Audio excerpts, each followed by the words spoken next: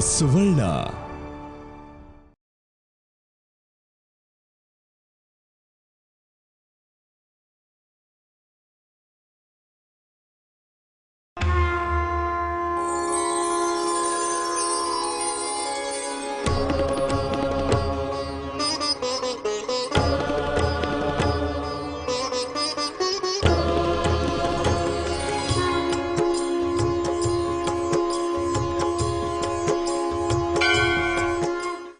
ನಮಸ್ಕಾರ ಎಲ್ಲ ವೀಕ್ಷಕರಿಗೆ ಶುಭೋದಯ.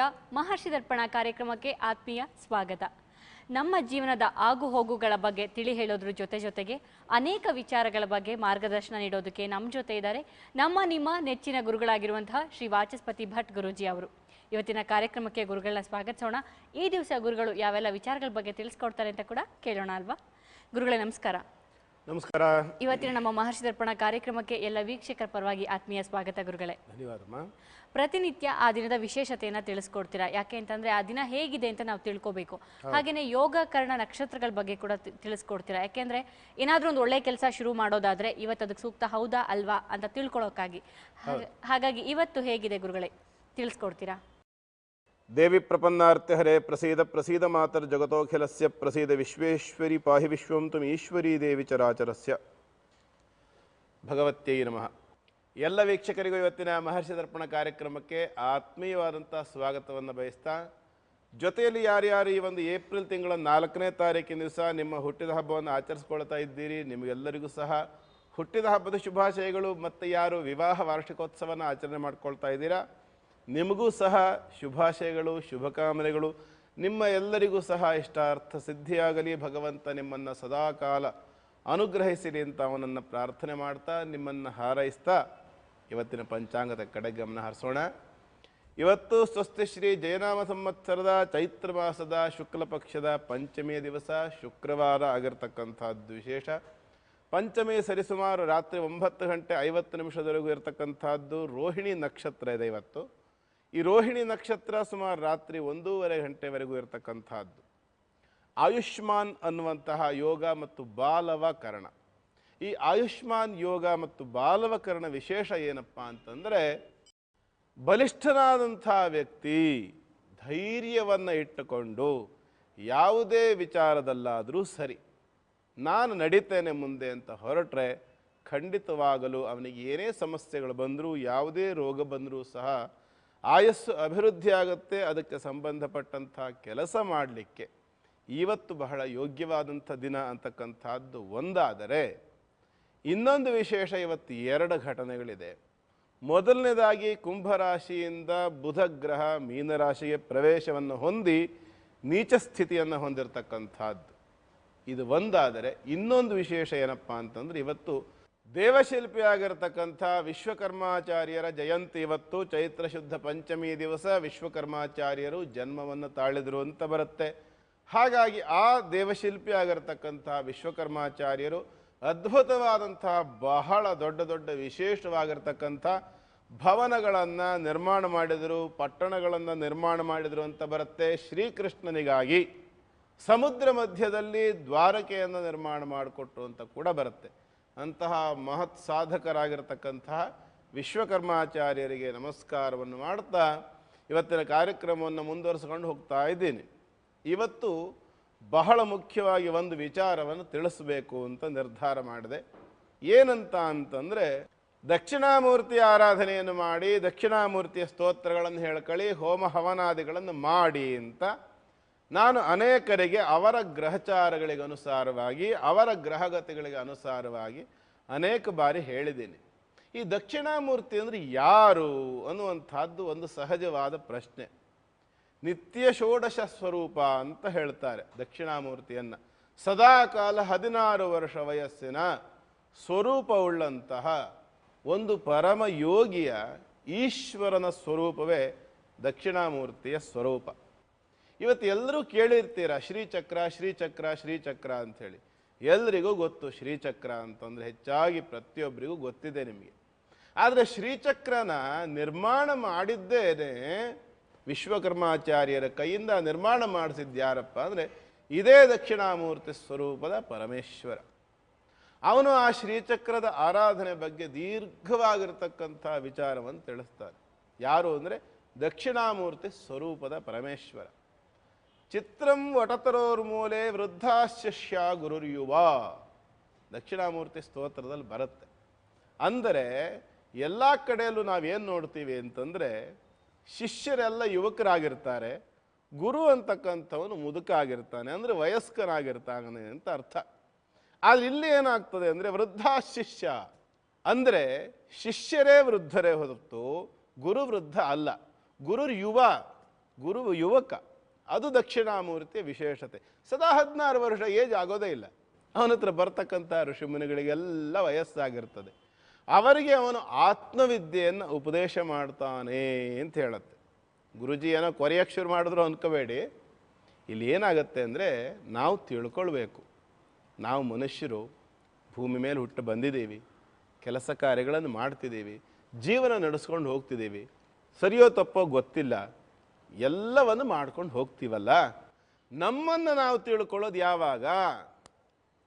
ಇದು ಒಂದೇ ಎಕ್ಸ್ಟ್ರಾ ಫಿಟ್ಟಿಂಗು ನಮ್ಮಲ್ಲಿರೋದು ನೆನಪಿರಲಿ. ಯಾಕೆ ಈ ಮಾತನ್ನು ಹೇಳ್ತಿದ್ದೀನಿ ಅಂತಂದರೆ, ಈಗ ಒಂದು ನಾಯಿ 2 ಮರಿ ಇರುತ್ತೆ ಅಂತ ಇಟ್ಕೊಳ್ಳೋಣ. ಇದನ್ನು ಹಿಂದೆ ಅನೇಕ ಬಾರಿ ಹೇಳಿದ್ದೀನಿ, ಆದರೂ ಈಗ ಹೇಳ್ತೀನಿ ನೆನಪಾದಾಗ. ಒಂದು ನಾಯಿ 2 ಮರಿ ಇರುತ್ತೆ ಅಂತ ಇಟ್ಕೊಳ್ಳಿ. ಆ ನಾಯಿ ಮರಿಯನ್ನು ಒಂದನ್ನು ಇಂಡಿಯಾದಲ್ಲಿ ಸಾಕ್ತೀರಾ, ಇನ್ನೊಂದು ತಗೊಂಡು ಜಪಾನಿಗೋ ರಷ್ಯಾಕ್ಕೋ ಕರ್ಕೊಂಡು ಹೋಗ್ತಾರೆ ಅಂತ ಇಟ್ಕೊಳ್ಳೋಣ. ಒಂದು 10 ವರ್ಷ ಬಿಟ್ಟು ಜಪಾನಿಂದ ನಾಯಿಯನ್ನು ವಾಪಸ್ ತೊಗೊಂಬಂದ್ರೆ ಆ ನಾಯಿ ಬೌ ಐ ಆಮ್ ಜಪಾನ್ ರಿಟರ್ನ್ ಅಂತ ಹೇಳಲ್ಲ. ಯಾಕೆ ಹೇಳಲ್ಲ ಅಂದರೆ ಅದಕ್ಕೂ ಗೊತ್ತಿಲ್ಲ. ತನ್ನನ್ನು ತಾನು ವಿಮರ್ಶೆ ಮಾಡಿಕೊಳ್ಳೋದು, ತನ್ನ ಒಂದು ಸ್ವರೂಪ ಕಲ್ಪನೆಯೋ ಅಥವಾ ತನ್ನ ಸಂಬಂಧಿತವಾದ ತೀರ್ಮಾನವೋ ಅದು ಗೊತ್ತಾಗಲ್ಲ. ಅದು ಗೊತ್ತಾಗೋದು ಕೇವಲ ಮನುಷ್ಯನಿಗೆ ಮಾತ್ರ. ತನ್ನನ್ನು ತಾನು ತಿಳ್ಕೊಳ್ಳೋದಕ್ಕೆ ಶಕ್ತಿ ಇರತಕ್ಕಂಥದ್ದು ಮನುಷ್ಯನಿಗೆ ಮಾತ್ರ. ಆದ್ದರಿಂದ ಆ ಒಂದು ತನ್ನನ್ನು ತಾನು ತಿಳ್ಕೊಳ್ಬೇಕು ಅಂತ ಯಾರಿಗಿರುತ್ತೆ ನೋಡಿ, ಆ ವಿಚಾರಗಳನ್ನು ತಿಳಿಸ್ಕೊಡ್ತಕ್ಕಂಥದ್ದೇ ಶ್ರೀಚಕ್ರದ ಆರಾಧನೆ. ಅದಕ್ಕೆ ಅದನ್ನು ಶ್ರೀವಿದ್ಯಾ ಅಂತ ಹೇಳ್ತಾರೆ, ಅಥವಾ ಆತ್ಮವಿದ್ಯಾ ಅಂತೂ ಕೂಡ ಹೇಳ್ತಾರೆ. ನಮ್ಮನ್ನು ನಾವು ತಿಳ್ಕೊಂಡು ನಮ್ಮನ್ನು ನಾವು ಗೆಲ್ಲೋದು ಹೇಗೆ ಅದನ್ನು ಹೇಳ್ಕೊಡ್ತಕ್ಕಂಥದ್ದೇ ಶ್ರೀವಿದ್ಯೆ. ಅದಕ್ಕೆ ಆ ಒಂದು ವಿದ್ಯೆ ಬಹಳ ದೊಡ್ಡ ವಿದ್ಯೆ ಅಂತ ಹೇಳಿಸ್ಕೊಂಡಿದೆ. ಇವತ್ತಿಗೂ ಶ್ರೀವಿದ್ಯೆಗಿಂತ ದೊಡ್ಡ ವಿದ್ಯೆ ಇಲ್ಲ, ಶ್ರೀಚಕ್ರದ ಆರಾಧನೆಗಿಂತ ದೊಡ್ಡ ಆರಾಧನೆಯೂ ಇಲ್ಲ. ಶ್ರೀಚಕ್ರಕ್ಕೆ ಸಂಬಂಧಪಟ್ಟಿರ್ತಕ್ಕಂಥ ದೇವತಾರಾಧನೆ ಏನಿದೆಯಲ್ಲ, ಇದು ಟಾಪ್ ಮೋಸ್ಟ್ ಅಂತ ಹೇಳುತ್ತೆ. 2 ಥರದಲ್ಲಿ ಆರಾಧನೆ ಮಾಡ್ತಾರೆ. ಮುಖ್ಯವಾಗಿ ಒಂದು ತಾಂತ್ರಿಕವಾಗಿ ಆರಾಧನೆ ಮಾಡ್ತಕ್ಕಂಥವರು ತಂತ್ರವಿದ್ಯೆಗಾಗಿ ಮಾಡ್ತಾರೆ. ಇದರಲ್ಲಿ ಒಳ್ಳೆಯದು ಇದೆ, ಕೆಟ್ಟದ್ದು ಇದೆ. ಇನ್ನೊಂದು ಸಾತ್ವಿಕವಾಗಿ ಆರಾಧನೆ ಮಾಡ್ತಾರೆ, ಕೇವಲ ತಮ್ಮನ್ನು ತಾವು ಉದ್ಧಾರ ಮಾಡ್ಕೊಳ್ಳೋದಕ್ಕೆ. ಇದೆಲ್ಲ ತೋರಿಸ್ಕೊಟ್ಟಿದ್ಯಾರಪ್ಪ ಅಂದರೆ ಇದೇ ದಕ್ಷಿಣಾಮೂರ್ತಿ ಸ್ವರೂಪ. ಅವನೇ ಪರಮೇಶ್ವರ. ದಕ್ಷಿಣಾಮೂರ್ತಿಯ ಪತ್ನಿ ಯಾರು? ಮೇಧಾದೇವಿ. ಮೇಧಾ ಸಮೇತನಾಗಿ ದಕ್ಷಿಣಾಮೂರ್ತಿಯನ್ನು ಆರಾಧನೆ ಮಾಡಿದರೆ ಏನಾಗುತ್ತೆ? ಶ್ರದ್ಧಾ ಮತ್ತು ಮೇಧಾ ಅನ್ನುವಂಥ 2 ಪತ್ನಿಯರು ಅಂತಲೂ ಹೇಳುತ್ತೆ. ಶ್ರದ್ಧಾಂ ಕಾಮಸ್ಯ ಮಾತರಂ ಹವಿಷಾ ವರ್ಧಯಾಮಸಿ ಅಂತ ಹೇಳುತ್ತೆ. ಏನರ್ಥ ಅಂದರೆ, ನಾವು ಏನನ್ನೇ ಪಡಿಬೇಕು ಅಂತಂದ್ರೂ ನಮಗೆ ಮೊದಲಿರಬೇಕಾದ್ದು ಶ್ರದ್ಧೆ. ಆ ಶ್ರದ್ಧೆ ಬರಬೇಕು ಅಂತಂದರೆ ಅದಕ್ಕೆ ಮೇಧಾ ಅನ್ನುವಂತಹ ದೇವಿ ಅನುಗ್ರಹ ಬೇಕು. ಮೇಧಾ ಅಂದರೆ ಏನು ಅಂತಂದರೆ ನಮ್ಮ ಬುದ್ಧಿಶಕ್ತಿ ಅಂತ ಹೇಳಬಹುದು, ಅಥವಾ ನಮ್ಮ ಬುದ್ಧಿಯಲ್ಲಿ ಇರತಕ್ಕಂತಹ ಒಂದು ತೀಕ್ಷ್ಣತೆ ಅಥವಾ ಶೀಘ್ರವಾಗಿ ಸ್ಮರಣ ಮಾಡ್ತಕ್ಕಂಥ ಶಕ್ತಿ. ಅರ್ಥ ಆಗ್ತಿಲ್ಲ ಅಂದರೆ ತಿಳ್ಕೊಳ್ಳಿ, ಯಾವುದನ್ನು ನಾವು ಸುಲಭವಾಗಿ ಅರ್ಥ ಮಾಡ್ಕೊಳ್ತೀವೋ ಅದನ್ನು ಮೇಧಾ ಅಂತ ಕರೀತಾರೆ. ಕೆಲವೊಂದು ಸಮಸ್ಯೆಗಳಿಗೆ ಪರಿಹಾರ ಹೇಳುವಾಗ ದಕ್ಷಿಣಾಮೂರ್ತಿ ಪೂಜೆನ ಅಥವಾ ಅಭಿಷೇಕನ ಒಟ್ಟಲ್ಲಿ ಆ ದೇವರಿಗೆ ನಾವು ಯಾವ ರೀತಿ ಪೂಜೆ ಮಾಡಬೇಕು ಅಂತ ಹೇಳ್ತಿದ್ರಿ. ಆದರೆ ದಕ್ಷಿಣಾಮೂರ್ತಿ ಅಂದರೆ ಯಾವ ದೇವರು, ಯಾಕಾಗಿ ಪೂಜೆ ಮಾಡಬೇಕು ಅಂತ ಇವತ್ತು ತುಂಬ ಚೆನ್ನಾಗಿ ತಿಳಿಸ್ಕೊಟ್ರಿ. ಧನ್ಯವಾದಗಳು ಗುರುಗಳೇ. ವೀಕ್ಷಕರಿಗೊಂದು ವಿರಾಮ. ವಿರಾಮದ ನಂತರ ಈ ದಿವಸ ಯಾವ ದೇವರ ಆರಾಧನೆಯನ್ನು ಮಾಡಬೇಕು ಅಂತ ತಿಳ್ಕೊಳ್ಳೋಣ. ನೀವು ನೋಡ್ತಾ ಇದ್ದೀರಾ ಸುವರ್ಣ.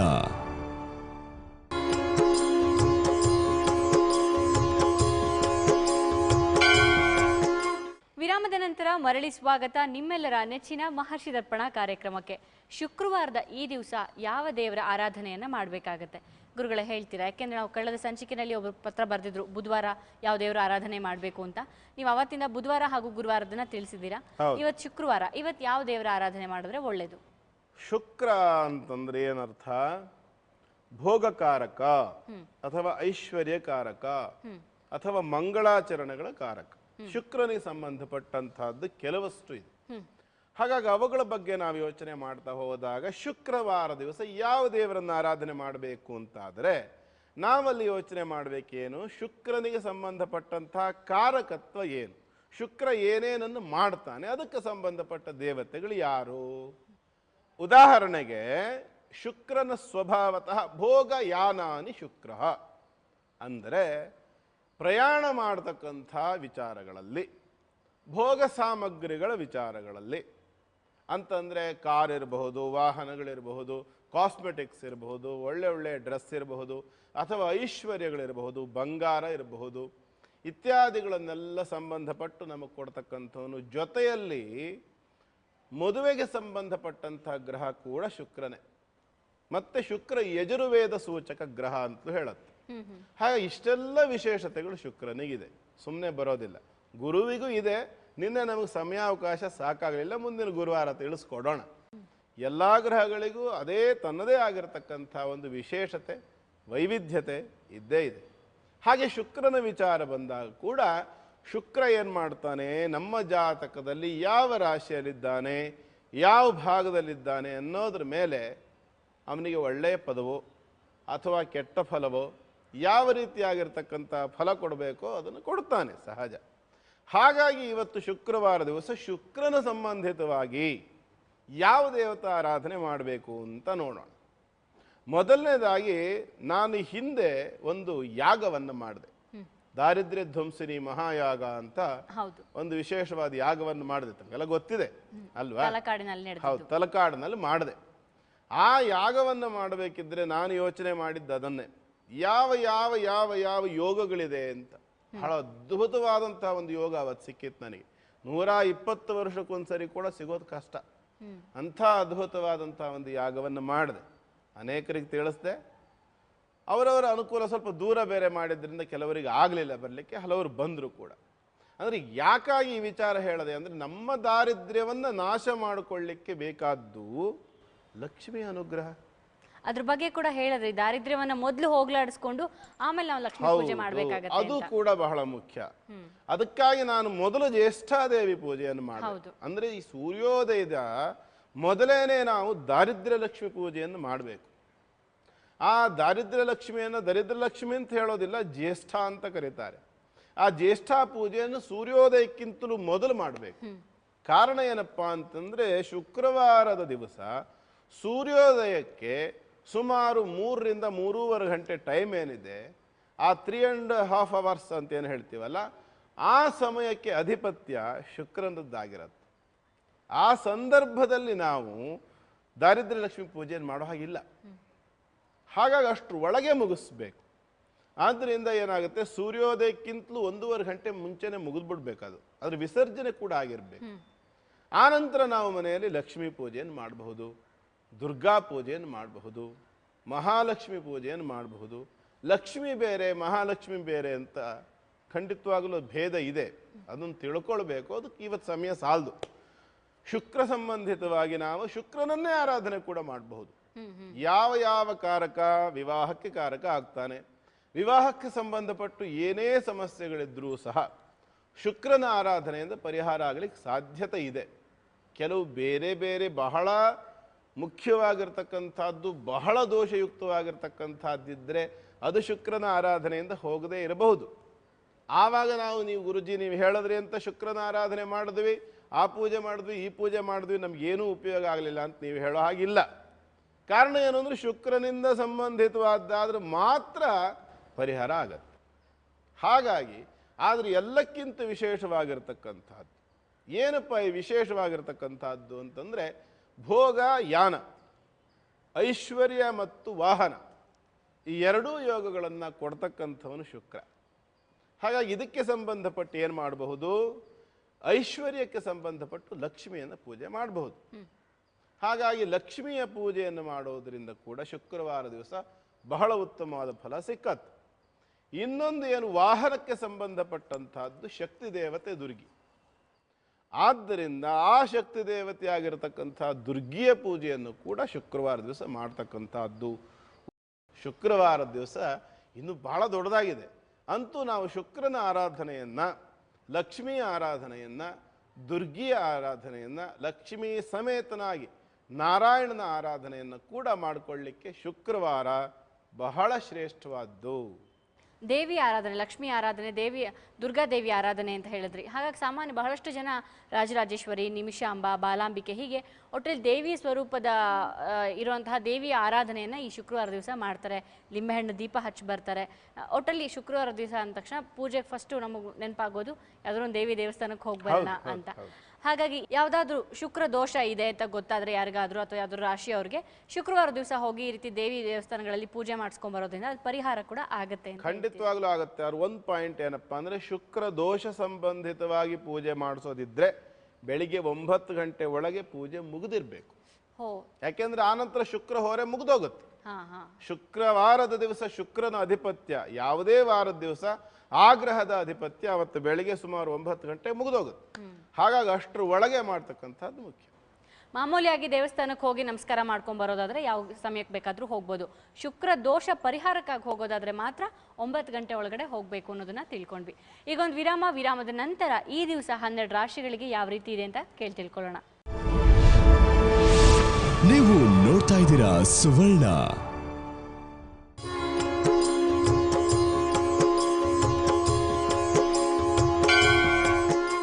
ವಿರಾಮದ ನಂತರ ಮತ್ತೊಮ್ಮೆ ತಮ್ಮೆಲ್ಲರಿಗೂ ಮಹರ್ಷಿ ದರ್ಪಣ ಕಾರ್ಯಕ್ರಮಕ್ಕೆ ಆತ್ಮೀಯ ಸ್ವಾಗತ.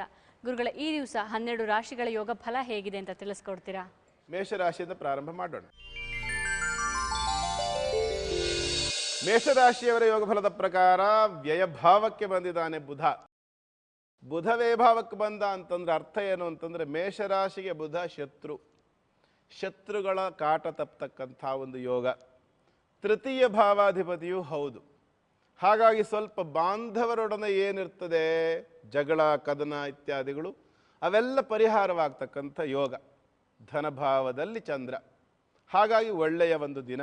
ಮೇಷರಾಶಿಯವರಿಗೆ ಇವತ್ತಿನ ದಿನ ತುಂಬ ಚೆನ್ನಾಗಿದೆ. ಯೋಚನೆ ಮಾಡೋದು ಬೇಡ. ಒಳ್ಳೆ ರೀತಿಯಲ್ಲಿ ಆಗ್ತಕ್ಕಂಥ ಕೆಲಸ ಕಾರ್ಯಗಳು, ಶ್ರದ್ಧೆ, ಇಂಟ್ರೆಸ್ಟ್ ಇರ್ತದೆ. ಇನ್ನೂ ಅದಕ್ಕಿಂತಲೂ ವಿಶೇಷವಾಗಿ ಒಳ್ಳೆಯ ಒಂದು ಪರಿವರ್ತನೆ ಆಗ್ತಕ್ಕಂಥ ದಿನ. ಎಷ್ಟೋ ಸಾರಿ ನಿಮ್ಮನ್ನು ವಿರೋಧ ಮಾಡಿರ್ತಕ್ಕಂಥ ವ್ಯಕ್ತಿಗಳು ಕೂಡ ಇವತ್ತು ನಿಮ್ಮ ಹತ್ರ ಬಂದು ನಿಮ್ಮ ಹತ್ರ ಸ್ನೇಹದ ಹಸ್ತವನ್ನು ಚಾಚಬಹುದು. ಶನಿಯ ದೃಷ್ಟಿ ಇದೆ ರಾಹುಗ್ರಸ್ತನಾಗಿ. ಹಾಗಾಗಿ ಕಣ್ಣು ಮುಚ್ಚಿಕೊಂಡು ಬೆಳ್ಳಗಿರೋದನ್ನೆಲ್ಲ ಹಾಲು ಅಂತ ನಂಬಿ ಅವರ ಜೊತೆ ಸ್ನೇಹ ಹಸ್ತ ಚಾಚೋಕೆ ಮುಂಚೆ ಪೂರ್ಣವಾದ ತಿಳುವಳಿಕೆನ ಇಟ್ಕೊಂಡು ಮುಂದುವರಿಯಿರಿ. ಖಂಡಿತವಾಗಲೂ ಒಳ್ಳೆಯದಾಗುತ್ತೆ. ಜೊತೆಯಲ್ಲಿ ಮೇಷರಾಶಿಯವರು ಇವತ್ತು ಚೌಡೇಶ್ವರಿಯ ದೇವಸ್ಥಾನಕ್ಕೆ ಹೋಗ್ತಕ್ಕಂಥದ್ದು, ಚೌಡೇಶ್ವರಿಯನ್ನು ದರ್ಶನ ಮಾಡಿ ಅಲ್ಲಿ ಯಾವುದಾದ್ರೂ ಒಂದು ರೀತಿಯಾದಂಥ ಸೇವೆಯನ್ನು ಮಾಡಿಕೊಂಡು ಬರತಕ್ಕಂಥದ್ದು ಬಹಳ ಒಳ್ಳೆಯ ಫಲವನ್ನು ಕೊಡುತ್ತೆ. ಮುಂದಿನದು ವೃಷಭ ರಾಶಿ. ವೃಷಭ ರಾಶಿಯವರ ಯೋಗ ಫಲದ ಪ್ರಕಾರ ಸಂತಾನಾಪೇಕ್ಷಿಗಳಿಗೆ ಒಳ್ಳೆಯ ಸುದ್ದಿ. ಸಂತಾನವನ್ನು ಹೊಂದಬೇಕು ಅಂಥೇಳಿ ಬಹಳ ದಿವಸಗಳಿಂದ ಕನಸು ಕಾಣ್ತಾ ಇರತಕ್ಕಂಥವರಿಗೆ, ಜೊತೆಯಲ್ಲಿ ಧನಾದಿ ವ್ಯವಹಾರಗಳನ್ನು ಮಾಡ್ತಕ್ಕಂಥವ್ರು, ಅಂದರೆ ದುಡ್ಡು ಕಾಸಿನ ವ್ಯವಹಾರ ಮಾಡ್ತಕ್ಕಂಥವ್ರು, ಫೈನಾನ್ಸ್ ನಡೆಸ್ತಕ್ಕಂಥವ್ರು, ಹಣಕಾಸಿನ ಸಂಬಂಧಿತವಾದಂಥ ವ್ಯವಹಾರ ಯಾರು ಮಾಡ್ತೀರಾ, ಇನ್ವೆಸ್ಟ್ಮೆಂಟ್ ಇತ್ಯಾದಿಗಳನ್ನು ಮಾಡ್ತಕ್ಕಂಥವರಿಗೆ ಬಹಳ ಒಳ್ಳೆಯ ದಿವಸ. ಉತ್ತಮವಾದಂಥ ಫಲ ನಿಮಗೆ ದೊರಕತ್ತೆ. ಇವತ್ತು ಇನ್ವೆಸ್ಟ್ಮೆಂಟಿಗೆ ತುಂಬ ಚೆನ್ನಾಗಿದೆ, ಮಾಡಬಹುದು ವೃಷಭ ರಾಶಿಯವರು. ಜೊತೆಯಲ್ಲಿ ಸಂತಾನ ಅಪೇಕ್ಷೆಯನ್ನು ಇಟ್ಟುಕೊಂಡು ವ್ಯವಹಾರ ಮಾಡ್ತಿರ್ತಕ್ಕಂಥವ್ರು ಏನಿದ್ದೀರಾ ಅಂಥವ್ರು ಇವತ್ತು ಸ್ವಲ್ಪ ಈಶ್ವರನ ಆರಾಧನೆಯನ್ನು ಮಾಡಿಕೊಳ್ಳಿ. ಯಾಕೆಂದರೆ ಶಿವನೊಂದಿಗೆ ಹೋಗಿ ಸೇರಿರ್ತಕ್ಕಂಥದ್ದು ನಾರಾಯಣ. ಹಾಗಾಗಿ ಆ ನಾರಾಯಣ ಸ್ವರೂಪದ ಬುಧ ಅಸ್ತನೂ, ಜೊತೆಯಲ್ಲಿ ಅಸ್ತನಾಗೋದಕ್ಕಿಂತಲೂ ವಿಶೇಷವಾದ್ದೇನಪ್ಪ ಅಂತಂದರೆ ಆ ಬುಧ ನೀಚನಾಗಿರ್ತಕ್ಕಂಥವನು. ಹಾಗಾಗಿ ಈಶ್ವರನ ಆರಾಧನೆಯನ್ನು ಮಾಡಿಕೊಂಡ್ರೆ ವೃಷಭ ರಾಶಿಯವರು ಸಂತಾನಕ್ಕೆ ಸಂಬಂಧಪಟ್ಟು, ವ್ಯವಹಾರಗಳಿಗೆ ಸಂಬಂಧಪಟ್ಟು ಖಂಡಿತವಾಗಲೂ ಇವತ್ತು ಒಳ್ಳೆಯ ಫಲವನ್ನು ಹೊಂದಲಿಕ್ಕೆ ಸಾಧ್ಯ ಇದೆ, ಶುಭವಾಗತ್ತೆ. ಮಿಥುನ ರಾಶಿ ಯೋಗ ಫಲವನ್ನು ನೋಡೋಣ. ಮಿಥುನ ರಾಶಿಯವರ ಯೋಗಫಲದ ಪ್ರಕಾರ ರಾಶ್ಯಾಧಿಪತಿ ಮತ್ತು ಚತುರ್ಥಾಧಿಪತಿ ಇಬ್ಬರೂ ಸಹ ಒಬ್ಬನೇ ಗ್ರಹ ದಶಮ ಭಾವಕ್ಕೆ ಹೋಗಿದ್ದಾನೆ. ವ್ಯಯಭಾವದಲ್ಲಿರ್ತಕ್ಕಂಥ ಚಂದ್ರನ ಫಲವಾಗಿ ಸ್ವಲ್ಪ ಮಟ್ಟಿಗೆ ದೋಷವನ್ನು ಹೊಂದುತ್ತದೆ. ಅಂದರೆ ಪೂರ್ಣವಾದ ಸಮಾಧಾನ ಇಲ್ಲ, ಕೆಲಸ ಕಾರ್ಯಗಳು ಚೆನ್ನಾಗಿ ನಡೆಯುತ್ತೆ, ಆರೋಗ್ಯ ಕೂಡ ಚೆನ್ನಾಗಿರುತ್ತೆ, ಆದರೆ ಸ್ವಲ್ಪ ಮಾನಸಿಕವಾಗಿರ್ತಕ್ಕಂಥ ಅಸಮಾಧಾನ, ತಲೆನೋವು ಕಾಣಿಸ್ಕೊಳ್ಬಹುದು. ತಲೆಯ ಅರ್ಧ ಭಾಗದಲ್ಲಿ ನೋವು ಬರ್ತಕ್ಕಂಥದ್ದು, ಅದರಲ್ಲೂ ವಿಶೇಷವಾಗಿ ತಲೆಯ ಎಡಭಾಗದಲ್ಲಿ ಮಿಥುನ ರಾಶಿಯ ಕೆಲವರಿಗೆ ತಲೆನೋವು ಕಾಣಿಸ್ಕೊಳ್ತಕ್ಕಂಥ ಸಾಧ್ಯತೆ ಇದೆ. ಹಾಗಂತೇಳಿ ಸ್ವಲ್ಪ ಕೊಬ್ಬರಿ ಎಣ್ಣೆಯನ್ನು ಹಾಕಿ ತಟ್ಕೊಳ್ತಕ್ಕಂಥದ್ದು ಅಥವಾ ಕೊಬ್ಬರಿ ಎಣ್ಣೆಗೆ ಸ್ವಲ್ಪ ಲಿಂಬೆ ಹುಳಿಯನ್ನು ಸೇರಿಸಿ ಅದನ್ನು ಬಿಸಿ ಮಾಡಿ ಹಚ್ಕೊಳ್ಳೋದ್ರಿಂದ ಕೂಡ ಈ ಒಂದು ಸಮಸ್ಯೆ ಖಂಡಿತವಾಗಿ ಪರಿಹಾರ ಆಗುತ್ತೆ. ಜೊತೆಯಲ್ಲಿ ಇವತ್ತು ಶುಕ್ರವಾರ ಕೂಡ ಆಗಿದೆ. ನಿಮ್ಮ ರಾಶ್ಯಾಧಿಪತಿಗೆ ನಾರಾಯಣ, ಪಂಚಮಾಧಿಪತಿಗೆ ಲಕ್ಷ್ಮಿ. ಹಾಗಾಗಿ ಲಕ್ಷ್ಮೀನಾರಾಯಣರ ಆರಾಧನೆಯನ್ನು ಮಾಡಿಕೊಳ್ಳಿ. ಖಂಡಿತವಾಗಲೂ ಮಿಥುನ ರಾಶಿಯವರ ಇವತ್ತಿನ ದಿನ ಸುಸೂತ್ರವಾಗಿ ನಡೆಯುತ್ತೆ, ಚೆನ್ನಾಗಿರುತ್ತೆ ಕೂಡ. ಕರ್ಕಾಟಕ ರಾಶಿಯವರ ಯೋಗ ಫಲವನ್ನು ನೋಡೋಣ. ಕರ್ಕಾಟಕ ರಾಶಿಯವರ ಯೋಗ ಫಲದ ಪ್ರಕಾರ ಲಾಭಸ್ಥಾನದಲ್ಲಿರ್ತಕ್ಕಂಥ ರಾಶ್ಯಾಧಿಪತಿ ಉತ್ತಮವಾಗಿರ್ತಕ್ಕಂಥ ಯೋಗ ನಿಮಗೆ ಇವತ್ತು. ಯೋಚನೆ ಮಾಡೋದು ಬೇಡ, ನೀವು ಕೆಲಸ ಕಾರ್ಯಗಳನ್ನು ಸ್ವಲ್ಪ ಸಹಜವಾಗಿ ಶ್ರದ್ಧೆಯಿಂದ ಮಾಡ್ತೀರಾ. ಅದು ಇತ್ತೀಚೆಗೆ ಸ್ವಲ್ಪ ನಿಮ್ಮ ಮನಸ್ಸು ಆಗಾಗ ಡೈವರ್ಟ್ ಆಗುತ್ತೆ. ಯಾಕೆಂದರೆ ಚತುರ್ಥ ಭಾವದಲ್ಲಿರ್ತಕ್ಕಂಥ ರಾಹುವಿನಿಂದಾಗಿ ಮತ್ತು ತೃತೀಯ ಭಾವದಲ್ಲಿರ್ತಕ್ಕಂಥ ವಕ್ರ ಅಂಗಾರಕನಿಂದಾಗಿ ಈ ಒಂದು ಫಲ ಬರುತ್ತೆ. ಅದೂ ಅಲ್ಲದೆ ಏನಾಗಿದೆ ಇಲ್ಲಿ ಅಂತಂದರೆ ಗುರು ಇರತಕ್ಕಂಥದ್ದು ವ್ಯಯರಾಶಿಯಲ್ಲಿ, ಪೂರ್ಣವಾದಂಥ ದೈವಾನುಗ್ರಹ ಇಲ್ಲ. ಹಾಗಾಗಿ ಯಾವ ಕೆಲಸ ಮಾಡಲಿಕ್ಕೆ ಹೋದ್ರೂ ಸಂಪೂರ್ಣವಾದ ಶ್ರದ್ಧೆ ಅನ್ನುವಂಥದ್ದು ಬರೋದಿಲ್ಲ. ಆದರೆ ಇವತ್ತು ರೋಹಿಣಿ ನಕ್ಷತ್ರದಲ್ಲಿದ್ದಾನೆ ಚಂದ್ರ, ಖಂಡಿತವಾಗಲೂ ಒಳ್ಳೆಯ ಫಲ ನಿಮಗೆ ದೊರಕತ್ತೆ. ಇದಕ್ಕೆ ಪೂರಕವಾಗಿ ನೀವು ನಡ್ಕೊಳ್ತಕ್ಕಂಥ ಯಾವುದೋ ಒಂದು ಗುರುಪೀಠಕ್ಕೆ ಹೋಗೋದಿರಬಹುದು, ಆ ಗುರುಗಳ ದರ್ಶನ ಮಾಡ್ತಕ್ಕಂಥದ್ದು, ಅವರ ಕಾಲಿಗೆ ಬಿದ್ದು ಸೇವೆ ಮಾಡ್ತಕ್ಕಂಥದ್ದು, ಇವೆಲ್ಲ ನಿಮಗೆ ಖಂಡಿತವಾಗಲೂ ಒಳ್ಳೆಯ ಫಲವನ್ನು ತಂದುಕೊಡುತ್ತೆ. ಸಿಂಹರಾಶಿ ಯೋಗ ಫಲವನ್ನು ನೋಡೋಣ. ಸಿಂಹರಾಶಿಯವರ ಯೋಗ ಫಲದ ಪ್ರಕಾರ ಲಾಭಸ್ಥಾನಾಧಿಪತಿ ಹೋಗಿರ್ತಕ್ಕಂಥದ್ದು ಅಷ್ಟಮ ಭಾವಕ್ಕೆ ಮತ್ತು ಧನಾಧಿಪತಿಯೂ ಅವನೇ. ರಕ್ಷಾಹೀನತೆಯ ಒಂದು ಅನುಭವ ಆಗ್ತಕ್ಕಂಥದ್ದು ಇಲ್ಲಿ ಕಂಡು ಬರ್ತದೆ. ಅಂದರೆ ಅಷ್ಟಮ ಭಾವದಿಂದ ನೀಚನಾಗಿ ದೃಷ್ಟಿ ಕೊಡ್ತಕ್ಕಂಥದ್ದು. ಆದ್ದರಿಂದ ಸ್ವಲ್ಪ ನೀಚ ಸ್ವಭಾವದ ವ್ಯಕ್ತಿಗಳಿಂದ, ಕುಟುಂಬದ ವ್ಯಕ್ತಿಗಳಿಂದ, ಸ್ವಲ್ಪ ನೀಚ ಸ್ವಭಾವದ ವ್ಯಕ್ತಿಗಳಿಂದ ನೋವಾಗ್ತಕ್ಕಂಥದ್ದು. ಲಾಭಾಧಿಪತಿ ಅವರಿಂದಾಗಿ ಸ್ವಲ್ಪ ಮಟ್ಟಿಗೆ ನಷ್ಟವಾಗ್ತಕ್ಕಂಥದ್ದು. ಕಾರಣ ಏನು ಅಂದರೆ ಲಾಭಾಧಿಪತಿಯಾಗಿರ್ತಕ್ಕಂಥ ಬುಧ ಹೋಗಿರ್ತಕ್ಕಂಥದ್ದು ಅಷ್ಟಮಕ್ಕೆ, ಧನಭಾವಕ್ಕೆ ದೃಷ್ಟಿಯನ್ನು ಕೊಡ್ತಾನೆ. ಹಾಗಾಗಿ ಸ್ವಲ್ಪ ನಷ್ಟವಾಗ್ತದೆ.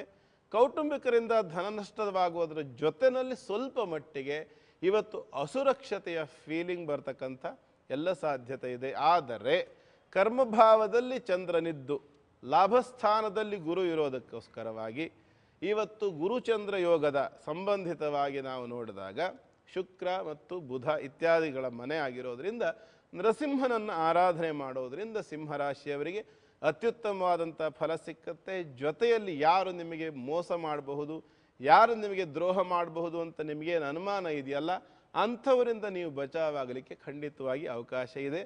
ನರಸಿಂಹ ದೇವರನ್ನು ಆರಾಧನೆ ಮಾಡ್ಕೊಳ್ಳಿ. ನಿಮಗಾಗ್ತಕ್ಕಂತಹ ಸಮಸ್ಯೆಗಳನ್ನು ಖಂಡಿತವಾಗಲೂ ನೀವು ಪರಿಹಾರ ಮಾಡ್ಕೊಳ್ಬಹುದು. ಮುಂದಿನದು ಕನ್ಯಾ ರಾಶಿ. ಕನ್ಯಾ ರಾಶಿಯವರ ಯೋಗ ಫಲದ ಪ್ರಕಾರ ಭಾಗ್ಯಸ್ಥಾನದಲ್ಲಿರ್ತಕ್ಕಂಥ ಲಾಭಾಧಿಪತಿ ತೃತೀಯ ಭಾವಕ್ಕೆ ದೃಷ್ಟಿಯನ್ನು ಕೊಡ್ತಕ್ಕಂಥದ್ದು. ರಾಶ್ಯಾಧಿಪತಿಯು ಕರ್ಮಾಧಿಪತಿಯು ಆಗಿರ್ತಕ್ಕಂತಹ ಗ್ರಹ ಹೋಗಿರ್ತಕ್ಕಂಥದ್ದು ಸಪ್ತಮ ಭಾವಕ್ಕೆ. ಕೆಲಸ ಕಾರ್ಯಗಳು ಚೆನ್ನಾಗಿ ನಡೆಯುತ್ತೆ, ಉತ್ತಮವಾದಂಥ ಫಲ ಕೂಡ ಇದೆ, ಗುರುವಿನ ಅನುಗ್ರಹ ಇದೆ, ದೈವಾನುಗ್ರಹ ಇದೆ. ಜೊತೆಯಲ್ಲಿ ರಾಶ್ಯಾಧಿಪತಿ ನೀಚನಾಗಿರ್ತಕ್ಕಂಥದ್ದು ನೀಚ ಭಾವಗಳಲ್ಲಿರ್ತಕ್ಕಂಥ ಒಂದು ಸಮಸ್ಯೆ ಅಂತ ಹೇಳಬಹುದು. ಅಂದರೆ ಕಾಲು ಗಂಟುಗಳಲ್ಲಿ ಸ್ವಲ್ಪ ಮಟ್ಟಿನ ನೋವು ಕಾಣಿಸ್ಕೊಳ್ತಕ್ಕಂಥದ್ದು. 7.5 ಕೂಡ ನಡೀತಾ ಇದೆ. ಕಣ್ಣಿನ ಸಂಬಂಧಿತವಾಗಿ ಸ್ವಲ್ಪ ಎಚ್ಚರಿಕೆಯನ್ನು ವಹಿಸ್ತಕ್ಕಂಥದ್ದು ಬಹಳ ಮುಖ್ಯ. ತೀಕ್ಷ್ಣವಾಗಿರ್ತಕ್ಕಂಥ ಪ್ರಖರವಾಗಿರ್ತಕ್ಕಂಥ ಬೆಳಕು ಕಣ್ಣು ಮೇಲೆ ಬಿದ್ದು ಕಣ್ಣು ಮಂಜಾಗ್ತಕ್ಕಂಥದ್ದು ಅಥವಾ ಕಣ್ಣು ನೋವು ಬರ್ತಕ್ಕಂಥದ್ದು ಸಾಧ್ಯತೆಗಳಿದೆ. ಆ ಬಗ್ಗೆ ಸ್ವಲ್ಪ ಎಚ್ಚರಿಕೆಯನ್ನು ವಹಿಸಿಕೊಳ್ಬೇಕು. ಜೊತೆಯಲ್ಲಿ ಇದಕ್ಕೋಸ್ಕರವಾಗಿ ಮೀನರಾಶಿಯವರು ಇವತ್ತು ಸೂರ್ಯ ನಮಸ್ಕಾರ ಮಾಡ್ತಕ್ಕಂಥದ್ದು ಬಹಳ ಕ್ಷೇಮ.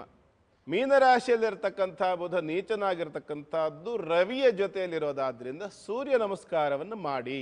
9 ಗಂಟೆ ಒಳಗೆ ಸೂರ್ಯ ನಮಸ್ಕಾರ ಮುಗಿದೋಗ್ಬೇಕು. ಆಮೇಲೆ ಅವನು ಚಂಡಕಿರಣ ಆಗ್ತಾನೆ. ಹಾಗಾಗಿ ಆ ನಂತರ ಸೂರ್ಯ ನಮಸ್ಕಾರ ಗ್ರಾಹ್ಯವಲ್ಲ. ಇದು ಕನ್ಯಾ ರಾಶಿ ಯೋಗ ಫಲವಾಯಿತು. ತುಲಾ ರಾಶಿಯಿಂದ ಇನ್ನುಳಿದ ರಾಶಿಗಳವರ ಯೋಗ ಫಲ ಹೇಗಿದೆ ಮುಂದಿನ ಭಾಗದಲ್ಲಿ ನೋಡೋಣ. ಆಗ್ಲಿ ಗುರುಗಳೇ, ವೀಕ್ಷಕರ ತುಲಾ ರಾಶಿಯಿಂದ ಮೀನ ರಾಶಿಯವ್ರಿಗೆ ಈ ದಿವಸ ಹೇಗಿದೆ ಕೇಳಿ ತಿಳ್ಕೊಳ್ಳೋಣ. ಅದಕ್ಕೆ ಮುಂಚೆ ಒಂದು ಪುಟ್ಟ ವಿರಾಮ. ನೀವು ನೋಡ್ತಾ ಇದ್ದೀರಾ ಸುವರ್ಣ.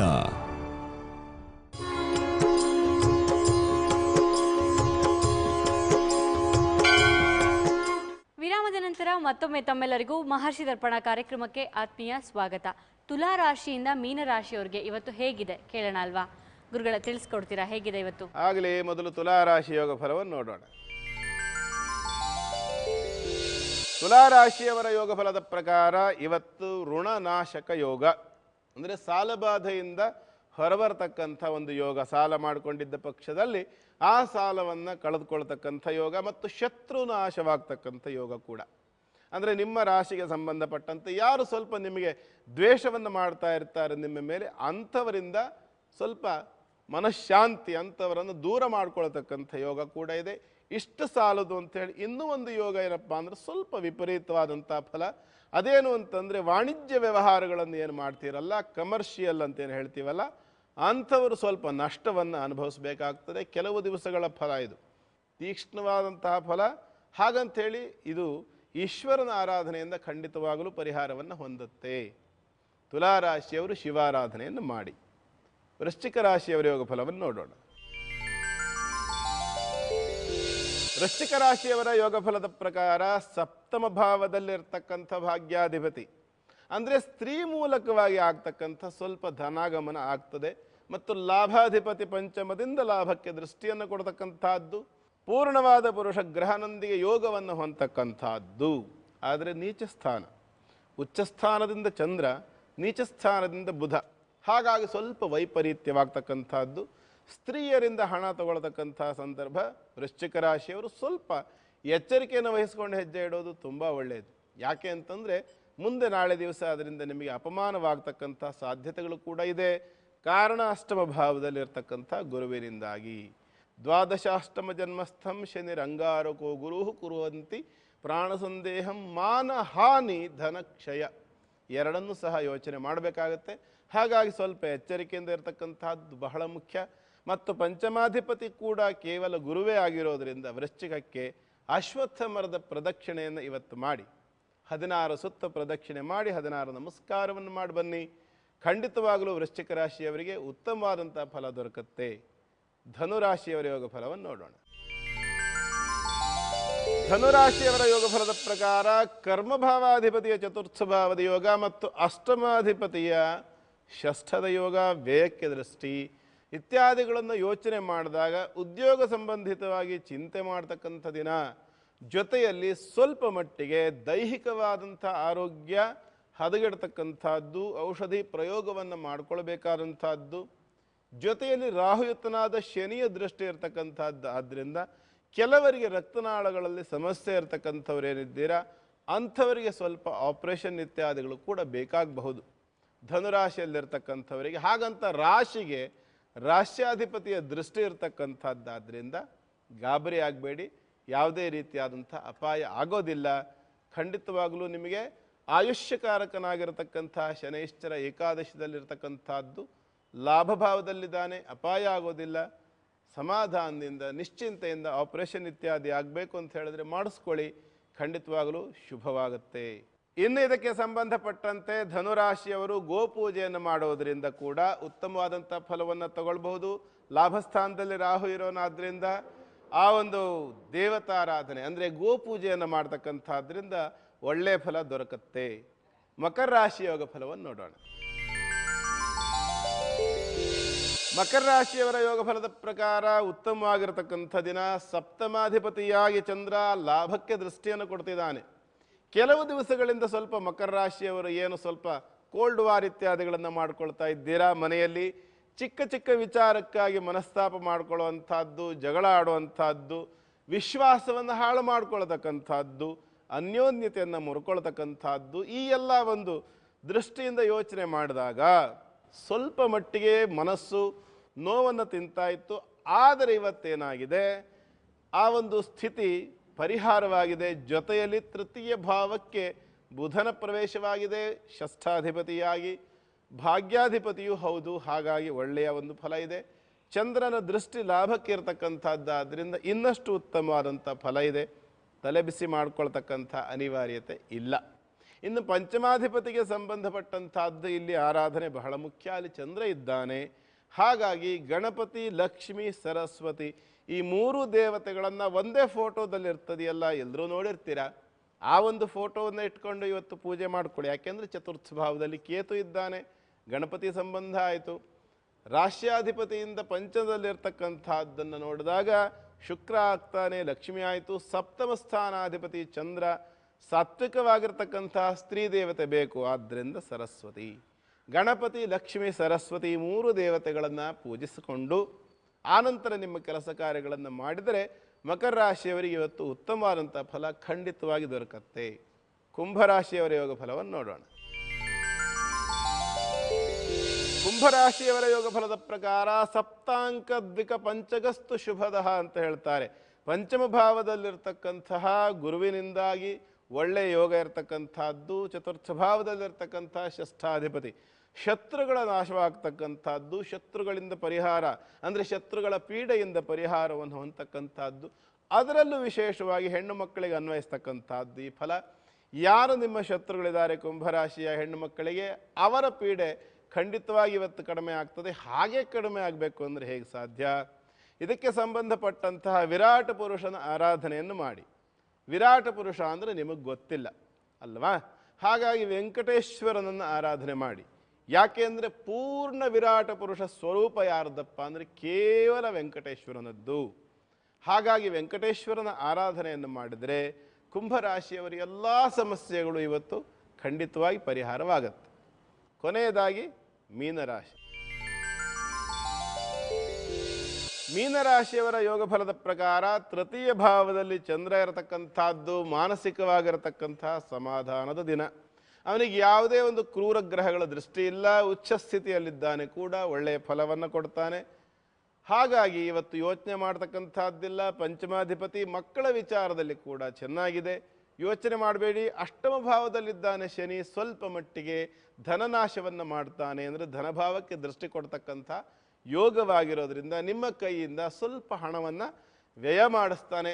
ಆದ್ದರಿಂದ ಆ ಬಗ್ಗೆ ಮಾತ್ರ ಸ್ವಲ್ಪ ಸಮಾಧಾನದಿಂದ ಇರ್ತಕ್ಕಂಥದ್ದು. ಎಲ್ಲಿ ಖರ್ಚು ಮಾಡಬೇಕು, ಎಷ್ಟು ಖರ್ಚು ಮಾಡಬೇಕು, ಯಾಕೆ ಖರ್ಚು ಮಾಡಬೇಕು ತಿಳ್ಕೊಂಡು ಮಾಡ್ತಕ್ಕಂಥದ್ದು ಬಹಳ ಒಳ್ಳೆಯದು.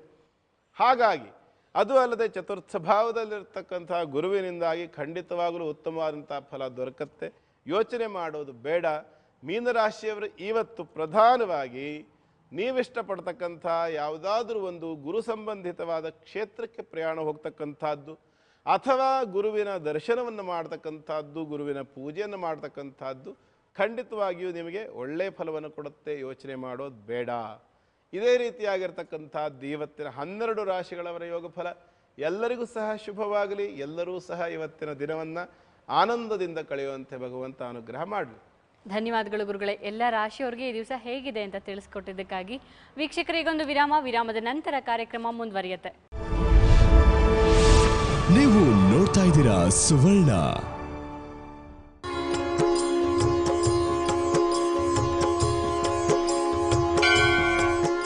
ವಿರಾಮದ ನಂತರ ಮತ್ತೊಮ್ಮೆ ತಮ್ಮೆಲ್ಲರಿಗೂ ನಿಮ್ಮ ನೆಚ್ಚಿನ ಮಹರ್ಷಿ ದರ್ಪಣ ಕಾರ್ಯಕ್ರಮಕ್ಕೆ ಆತ್ಮೀಯ ಸ್ವಾಗತ. ಸಾಕಷ್ಟು ಜನ ನಮ್ಮ ಕಾರ್ಯಕ್ರಮಕ್ಕೆ ಸಂದೇಶವನ್ನು ಕಳಿಸಿದ್ದೀರಾ ವೀಕ್ಷಕರೇ, ಧನ್ಯವಾದಗಳು. ಈ ದಿವಸ ಕೂಡ ನಮ್ಮ ಕಾರ್ಯಕ್ರಮಕ್ಕೆ ಮೆಸೇಜ್ ಕಳಿಸಿರುವಂತಹ ಪದ್ಮನಾಭನ್ ಅನ್ನೋರಿಗೆ ನಾವು ಕರೆಯನ್ನ ಮಾಡಿದ್ದೀವಿ. ಹಲೋ ಹಲೋ ಸರ್, ನಮಸ್ತೆ. ನಮಸ್ಕಾರ. ಯಾವ ಊರಿಂದ ಮಾತಾಡ್ತಿದ್ದೀರಾ ನೀವು? ಬೆಂಗಳೂರಿಂದ, ಜೆ ಪಿ ನಗರ. ಬೆಂಗಳೂರಿನ JP ನಗರದಿಂದ. ಹೌದು. ಕಾರ್ಯಕ್ರಮ ಹೇಗೆ ಅನಿಸ್ತಿದೆ ಸರ್? ಚೆನ್ನಾಗಿದೆ ಮೇಡಮ್, ತುಂಬಾ ಚೆನ್ನಾಗಿದೆ. ಧನ್ಯವಾದಗಳು. ಯಾರ ಬಗ್ಗೆ ಪ್ರಶ್ನೆಯನ್ನ ಕೇಳಬೇಕಿತ್ತು ನೀವು?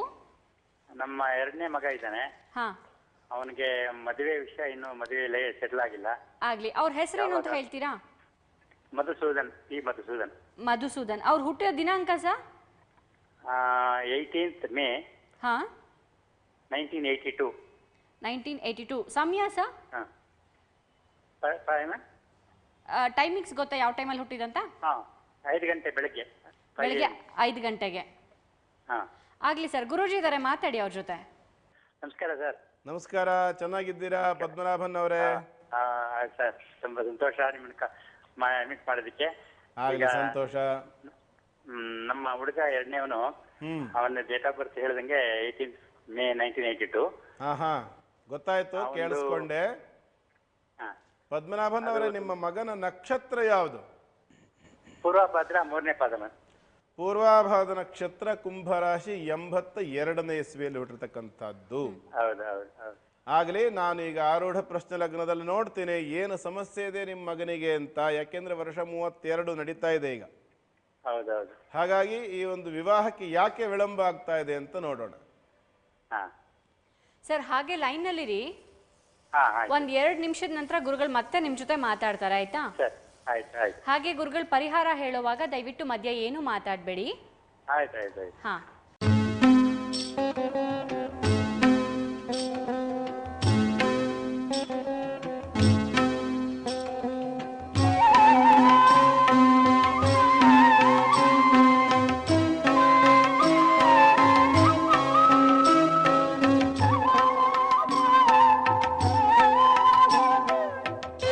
ಪದ್ಮನಾಭನ್ ಅವರೇ, ಹೇಳಿ ಸರ್. ನಿಮ್ಮ ಮೂಲ ಊರು ಯಾವುದು? ನಮ್ಮ ಊರು ಹೊಸೂರು ಹತ್ರ ಅಚ್ಚಟ್ಟಹಳ್ಳಿ ಅಂತ, ತಮಿಳುನಾಡು. ಇಲ್ಲಿ ಪ್ರಶ್ನೆಯಲ್ಲಿ ಏನು ಬರ್ತಾ ಇದೆ ಅಂತಂದರೆ, ನಿಮ್ಮ ಕುಟುಂಬಸ್ಥರು ನಿಮ್ಮದಾಗಿರ್ತಕ್ಕಂಥ ಭೂಮಿಯಲ್ಲಿ ಔದುಂಬರ ವೃಕ್ಷಚ್ಛೇದನ ದೋಷ ಅಂತ ಬರ್ತಾ ಇದೆ. ಅತ್ತಿಯ ಹಣ್ಣು ಬಿಡುತ್ತಲ್ಲ ಸರ್, ನಮಗೆ ಗೊತ್ತಿರಬಹುದಲ್ಲ, ಅತ್ತಿ ಹಣ್ಣು ಕೆಂಪು ಕೆಂಪು ಹಣ್ಣಾಗುತ್ತಲ್ಲ, ಆ ಒಂದು ಪೂಜನೀಯವಾದ ವೃಕ್ಷವನ್ನ ಛೇದನ ಮಾಡಿರೋ ದೋಷ ಕಂಡು ಬರ್ತಾ ಇದೆ ನಿಮ್ಮ ಕುಟುಂಬದಲ್ಲಿ. ನಿಮಗೇನಾದ್ರೂ ನೆನಪಿದ್ಯಾ? ಅದು ಯಾರು ಹೇಳ್ದಂಗೆ ಜ್ಞಾಪಕ ಇಲ್ಲ, ಯಾಕೆಂದ್ರೆ ಸುಮಾರು 50 ವರ್ಷ ಆಯ್ತು ಬಿಟ್ಟು, ಮನೆ ಊರ್ ಬಿಟ್ಟು. ನಮ್ ದೊಡ್ಡವರು ಯಾರು ಈ ವಿಷಯ ಹೇಳಿಲ್ಲ. ನಿಮ್ಮ ಕುಟುಂಬದಲ್ಲಿ ಏನಾದ್ರೂ 17-18 ವರ್ಷ ವಯಸ್ಸಿನ ಹೆಣ್ಣು ಮಕ್ಕಳು ಮದುವೆ ಇಲ್ಲದೆ ಆಕಸ್ಮಿಕವಾಗಿ ಕಾಣೆಯಾದ್ದು, ತೀರು ಹೋಗಿದ್ದು ಇತ್ಯಾದಿ ದಾಖಲೆ ಇದೆಯಾ? ಹೋಗ್ಲಿ, ಇಲ್ಲ ಅಂತದೇನಿಲ್ಲ. ಅದು ನಿಮಗೆ ಗೊತ್ತಿದ್ದ ಹಾಗಾದ್ರೆ ಯಾವುದು ಇಲ್ಲ ಅಂತ ಕಾಣುತ್ತೆ. ಇಡೀ ನಿಮ್ಮ ಕುಟುಂಬಕ್ಕೆ ಇದು ಔದುಂಬರ ವೃಕ್ಷ ಇಲ್ಲ. ಅದೇ, ಇದೇ ಕುಟುಂಬಕ್ಕೆ ಏನಾಗಿದೆ ಅಂದ್ರೆ ಔದುಂಬರ ವೃಕ್ಷಚ್ಛೇದನ ದೋಷ ಅಂತ ಹೇಳಿ ಕಂಡು ಬರ್ತಾ ಇದೆ. ಈ ಔದುಂಬರ ವೃಕ್ಷಚ್ಛೇದನ ದೋಷ ಶುಕ್ರ ಶಾಪ, ಇದು ಸ್ತ್ರೀ ಶಾಪಕ್ಕೆ ಕಾರಣ ಆಗಿದೆ. ಅಥವಾ ಕುಟುಂಬದಲ್ಲಿರ್ತಕ್ಕಂಥ ಸ್ತ್ರೀಯರಿಗೆ, ಅಂದರೆ ಹೆಣ್ಣು ಮಕ್ಕಳಿಗೆ ವಿಶೇಷವಾಗಿ ನಿಮ್ಮ ಕುಟುಂಬದಲ್ಲಿ ಪೂರ್ಣವಾದಂಥ ಒಂದು ಸಮಾಧಾನ ಅಥವಾ ಆರೋಗ್ಯ ಅಥವಾ ಮಾನಸಿಕವಾಗಿರ್ತಕ್ಕಂಥ ಆರೋಗ್ಯ ಇಲ್ಲ. ಇದು ಕೆಲವು ಸಾರಿ, ಅನೇಕ ಬಾರಿ ನಿಮ್ಮ ಕುಟುಂಬದಲ್ಲಿರ್ತಕ್ಕಂಥ ಹೆಣ್ಣು ಮಕ್ಕಳು ಅನುಭವಿಸ್ತಾ ಇರುವಂಥ ಸಮಸ್ಯೆ ಇದು ಔದುಂಬರ ವೃಕ್ಷ ಛೇದನದಿಂದ ಬಂದಿರತಕ್ಕಂಥದ್ದು. ಇದರ ಪರಿಹಾರಕ್ಕೆ ನೀವು ನರಸಿಂಹನ ಆರಾಧನೆಯನ್ನು ಮಾಡಬೇಕು. ಅಥವಾ ನರಸಿಂಹನ ಆರಾಧನೆ ಮಾಡಲಿಕ್ಕೆ ನಿಮಗೆ ಕಷ್ಟವಾಗ್ತದೆ ಅಂತಾದರೆ ಕನಿಷ್ಠ ಪಕ್ಷ 3 ಬಾರಿ ನಿಮ್ಮ ಮನೆಯಲ್ಲಿಯೇ ನೀವು ಗುರುಚರಿತ್ರೆ ಪಾರಾಯಣವನ್ನು ಮಾಡಿಸ್ತಕ್ಕಂಥದ್ದು. ಅಥವಾ ಯಾವುದಾದ್ರೂ ಒಂದು ದತ್ತಾತ್ರೇಯ ಕ್ಷೇತ್ರಕ್ಕೆ ಹೋಗಿ ಅಲ್ಲಿ ನಿಮ್ಮ ದೋಷ ಪ್ರಾಯಶ್ಚಿತ್ತ ಮಾಡಿಕೊಂಡು ಪರಿಹಾರ ಮಾಡ್ಕೊಂಡು ಬರ್ತಕ್ಕಂಥದ್ದು ಬಹಳ ಒಳ್ಳೆಯದು. ಇದಿಷ್ಟನ್ನು ಮಾಡಿಸ್ಕೊಂಡ್ರೆ ಖಂಡಿತವಾಗಲೂ ನಿಮ್ಮ ಮಗನಿಗೆ ವಿವಾಹ ಆಗತ್ತೆ. ಯೋಚನೆ ಮಾಡೋದು ಬೇಡ ಪದ್ಮನಾಭನ್ ಅವರೇ. ಶುಭವಾಗಲಿ ನಿಮಗೆ. ಧನ್ಯವಾದಗಳು ಸರ್ ನಮ್ಮ ಕಾರ್ಯಕ್ರಮಕ್ಕೆ ಸಂದೇಶವನ್ನು ಕಳಿಸಿದ್ದಕ್ಕಾಗಿ. ವೀಕ್ಷಕರೇ, ನೀವು ಕೂಡ ಕಾರ್ಯಕ್ರಮಕ್ಕೆ ಮೆಸೇಜ್ ಮಾಡಬೇಕು ಅಂದರೆ ನಿಮ್ಮ ಮೊಬೈಲ್ನಲ್ಲಿ MD ಅಂತ ಟೈಪ್ ಮಾಡಿ, ಸ್ವಲ್ಪ ಸ್ಪೇಸ್ ಕೊಟ್ಟು ನಿಮ್ಮ ಹೆಸರನ್ನು ಟೈಪ್ ಮಾಡಿ, ಮತ್ತೆ ಸ್ವಲ್ಪ ಸ್ಪೇಸ್ ಕೊಟ್ಟು ನಿಮ್ಮ ಊರಿನ ಹೆಸರನ್ನು ಟೈಪ್ ಮಾಡಿ 9449513322 ಈ ಸಂಖ್ಯೆಗೆ ಸಂದೇಶವನ್ನು ಕಳಿಸಬಹುದು. ನಿಮ್ಮಿಂದ ಮೆಸೇಜ್ ಬಂದ ನಂತರ ನಾವೇ ನಿಮಗೆ ಕರೆಯನ್ನು ಮಾಡ್ತೀವಿ. ನೀವು ನೇರವಾಗಿ ಗುರುಗಳ ಜೊತೆ ಮಾತಾಡಬಹುದು. ಈಗ ಸಾಕಷ್ಟು ಜನ ನಮ್ಮ ಕಾರ್ಯಕ್ರಮಕ್ಕೆ ಪತ್ರವನ್ನು ಕೂಡ ಬರೆದಿದ್ದಾರೆ. ಈ ದಿವಸ ಒಂದು ಪತ್ರವನ್ನು ಓದ್ತಾ ಇದ್ದೀನಿ. ಗುರುಗಳು, ಈ ಪತ್ರವನ್ನು ಬರೆದಿರೋದು ಪೂರ್ಣಿಮಾ ಅಂತ. ತಾಯಿ ಪುಷ್ಪಾವತಿ ಅನ್ನೋರು ಈ ಪತ್ರವನ್ನು ಬರೆದಿದ್ದಾರೆ. ಪೂರ್ಣಿಮನ ಬಗ್ಗೆ ಪ್ರಶ್ನೆಯನ್ನು ಕೇಳ್ತಿದ್ದಾರೆ. ಹುಟ್ಟಿದ ದಿನಾಂಕ 22/2/1989. ನನ್ನ ಮಗಳಿಗೆ ಯಾವಾಗ ಮದುವೆ ಆಗುತ್ತೆ, ಅವಳು ಇವಾಗ CA ಓದ್ತಾ ಇದ್ದಾಳೆ, CA ಕಂಪ್ಲೀಟ್ ಆಗುತ್ತಾ, ಹಾಗೂ ಮುಂದೆ ಅವಳ ಭವಿಷ್ಯ ಹೇಗಿದೆ ಅಂತ ಹೇಳಿ ಪುಷ್ಪಾವತಿ ಅವರು ಅವ್ರ ಮಗಳಾದ ಪೂರ್ಣಿಮಾ ಬಗ್ಗೆ ಪ್ರಶ್ನೆಯನ್ನು ಕೇಳಿದ್ದಾರೆ. ಖಂಡಿತ ನೋಡೋಣವಂತೆ. ಪುಷ್ಪಾವತಿಯವರೇ, ಪೂರ್ಣಿಮಾ ಅವರ ಪೂರ್ಣ ಬದುಕಿನ ವಿಶೇಷ ಏನಿದೆ ಅಥವಾ ಆಕೆಯ ಜೀವನ ಹೇಗಿದೆ ಅಂತ ನೋಡೋಣ.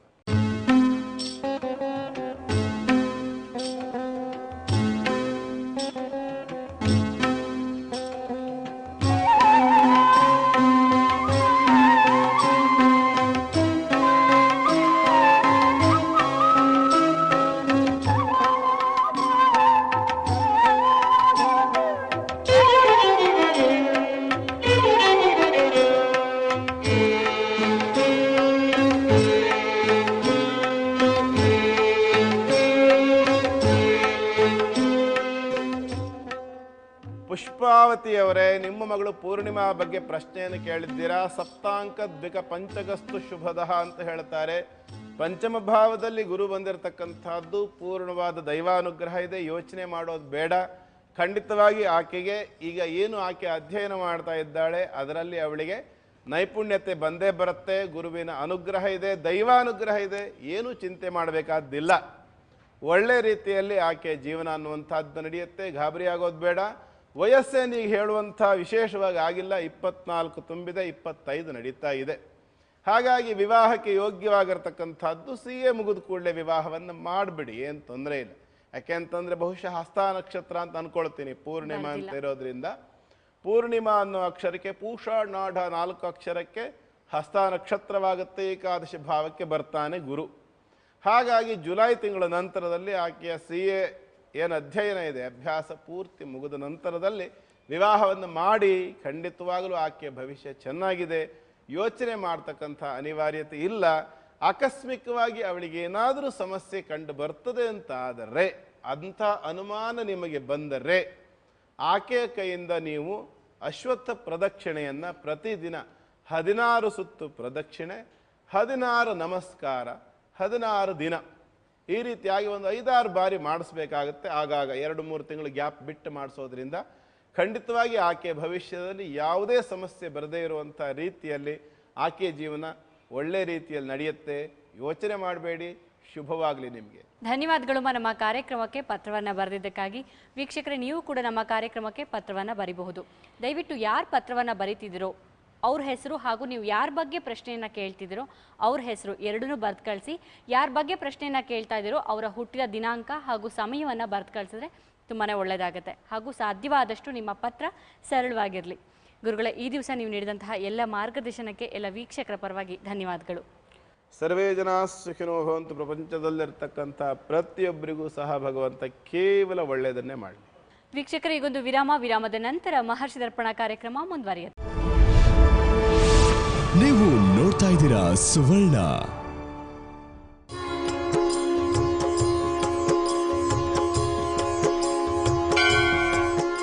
ವಿರಾಮದ ನಂತರ ಮತ್ತೊಮ್ಮೆ ತಮ್ಮೆಲ್ಲರಿಗೂ ಮಹರ್ಷಿ ದರ್ಪಣ ಕಾರ್ಯಕ್ರಮಕ್ಕೆ ಆತ್ಮೀಯ ಸ್ವಾಗತ. ಮುದ್ರೆಗಳ ಬಗ್ಗೆ ಸರಳವಾಗಿರುವಂತಹ ಮುದ್ರೆಗಳ ಬಗ್ಗೆ ವಿವರವಾಗಿ ತಿಳಿಸ್ಕೊಡೋದಕ್ಕೆ ನಮ್ಮ ಜೊತೆ ಇದ್ದಾರೆ ನಿಮ್ಮ ನೆಚ್ಚಿನ ಮಾತಾಮಯಿ ಲಲಿತಾ ನಾರಾಯಣ ಸ್ವಾಮಿಯವರು. ನಮಸ್ಕಾರ. ನಮಸ್ಕಾರ. ಇವತ್ತಿನ ನಮ್ಮ ಮಹರ್ಷಿ ದರ್ಪಣ ಕಾರ್ಯಕ್ರಮಕ್ಕೆ ಎಲ್ಲ ವೀಕ್ಷಕರ ಪರವಾಗಿ ಆತ್ಮೀಯ ಸ್ವಾಗತ ಅಮ್ಮ. ಧನ್ಯವಾದ. ಈ ದಿನ ಯಾವ ಮುದ್ರೆ ಬಗ್ಗೆ ತಿಳಿಸ್ಕೊಡ್ತಾ ಇದ್ದೀರಾ ಅಂತ ಹೇಳ್ತೀರಾ? ಖಂಡಿತ. ಮಹಾಲಕ್ಷ್ಮಿ ಚ ವಿದ್ಮಹೇ ವಿಷ್ಣು ಪತ್ನಿ ಚ ಧೀಮಹೇ ತನ್ನೋ ಲಕ್ಷ್ಮಿ ಪ್ರಚೋದಯಾತ್.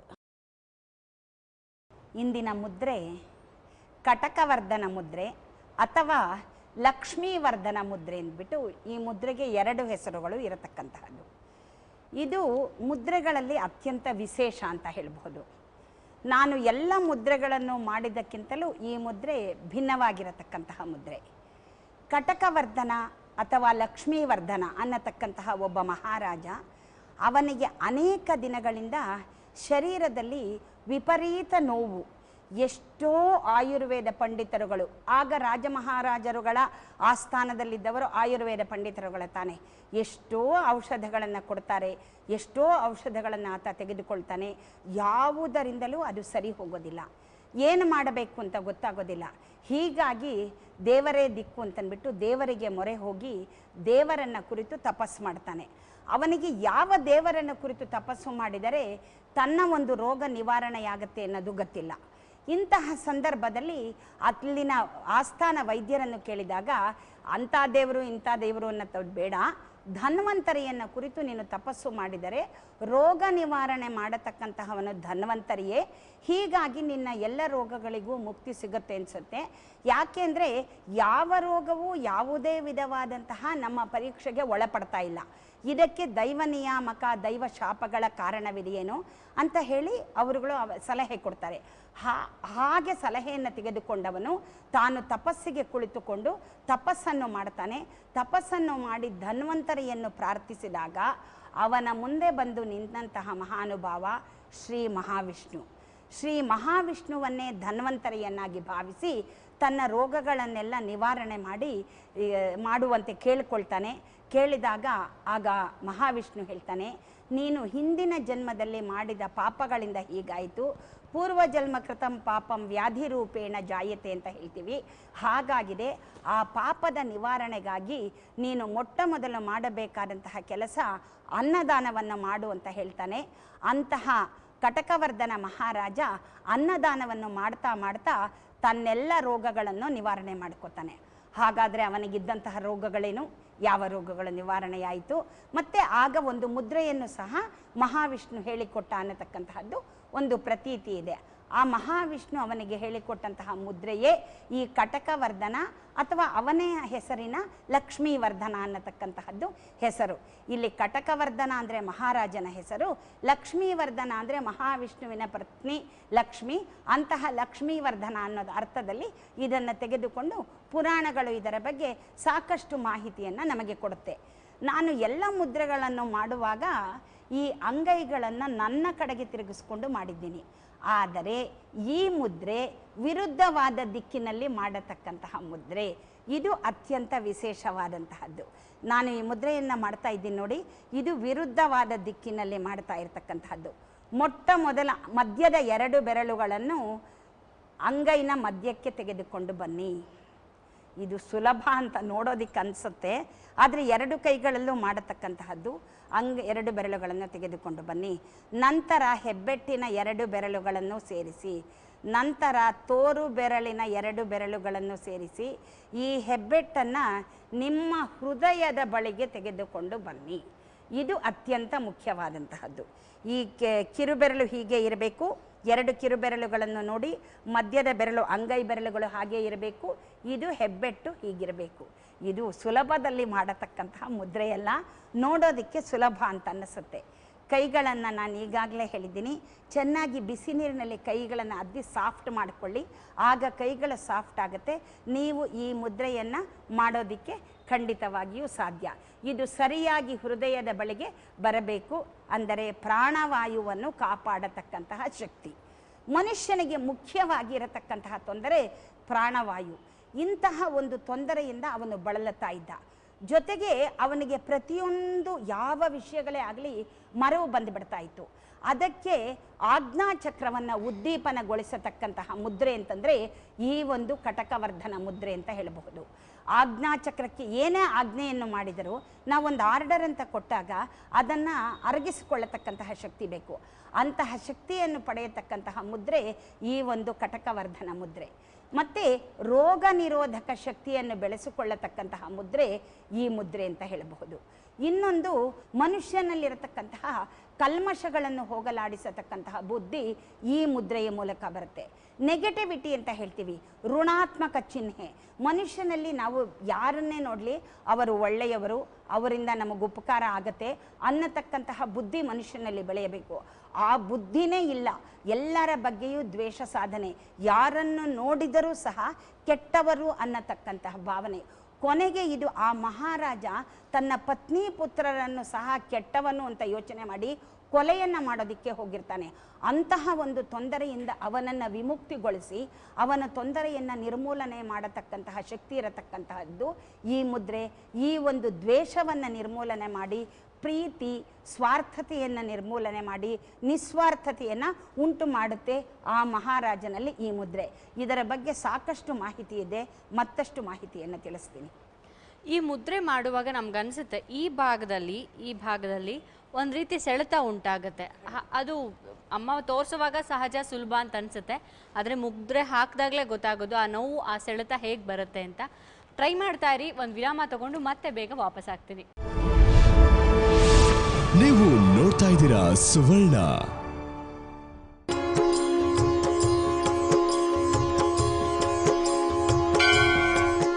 ಚಿಕ್ಕ ವಿರಾಮದ ನಂತರ ಮರಳಿ ಸ್ವಾಗತ ನಿಮ್ಮ ನೆಚ್ಚಿನ ಮಹರ್ಷಿ ದರ್ಪಣ ಕಾರ್ಯಕ್ರಮಕ್ಕೆ.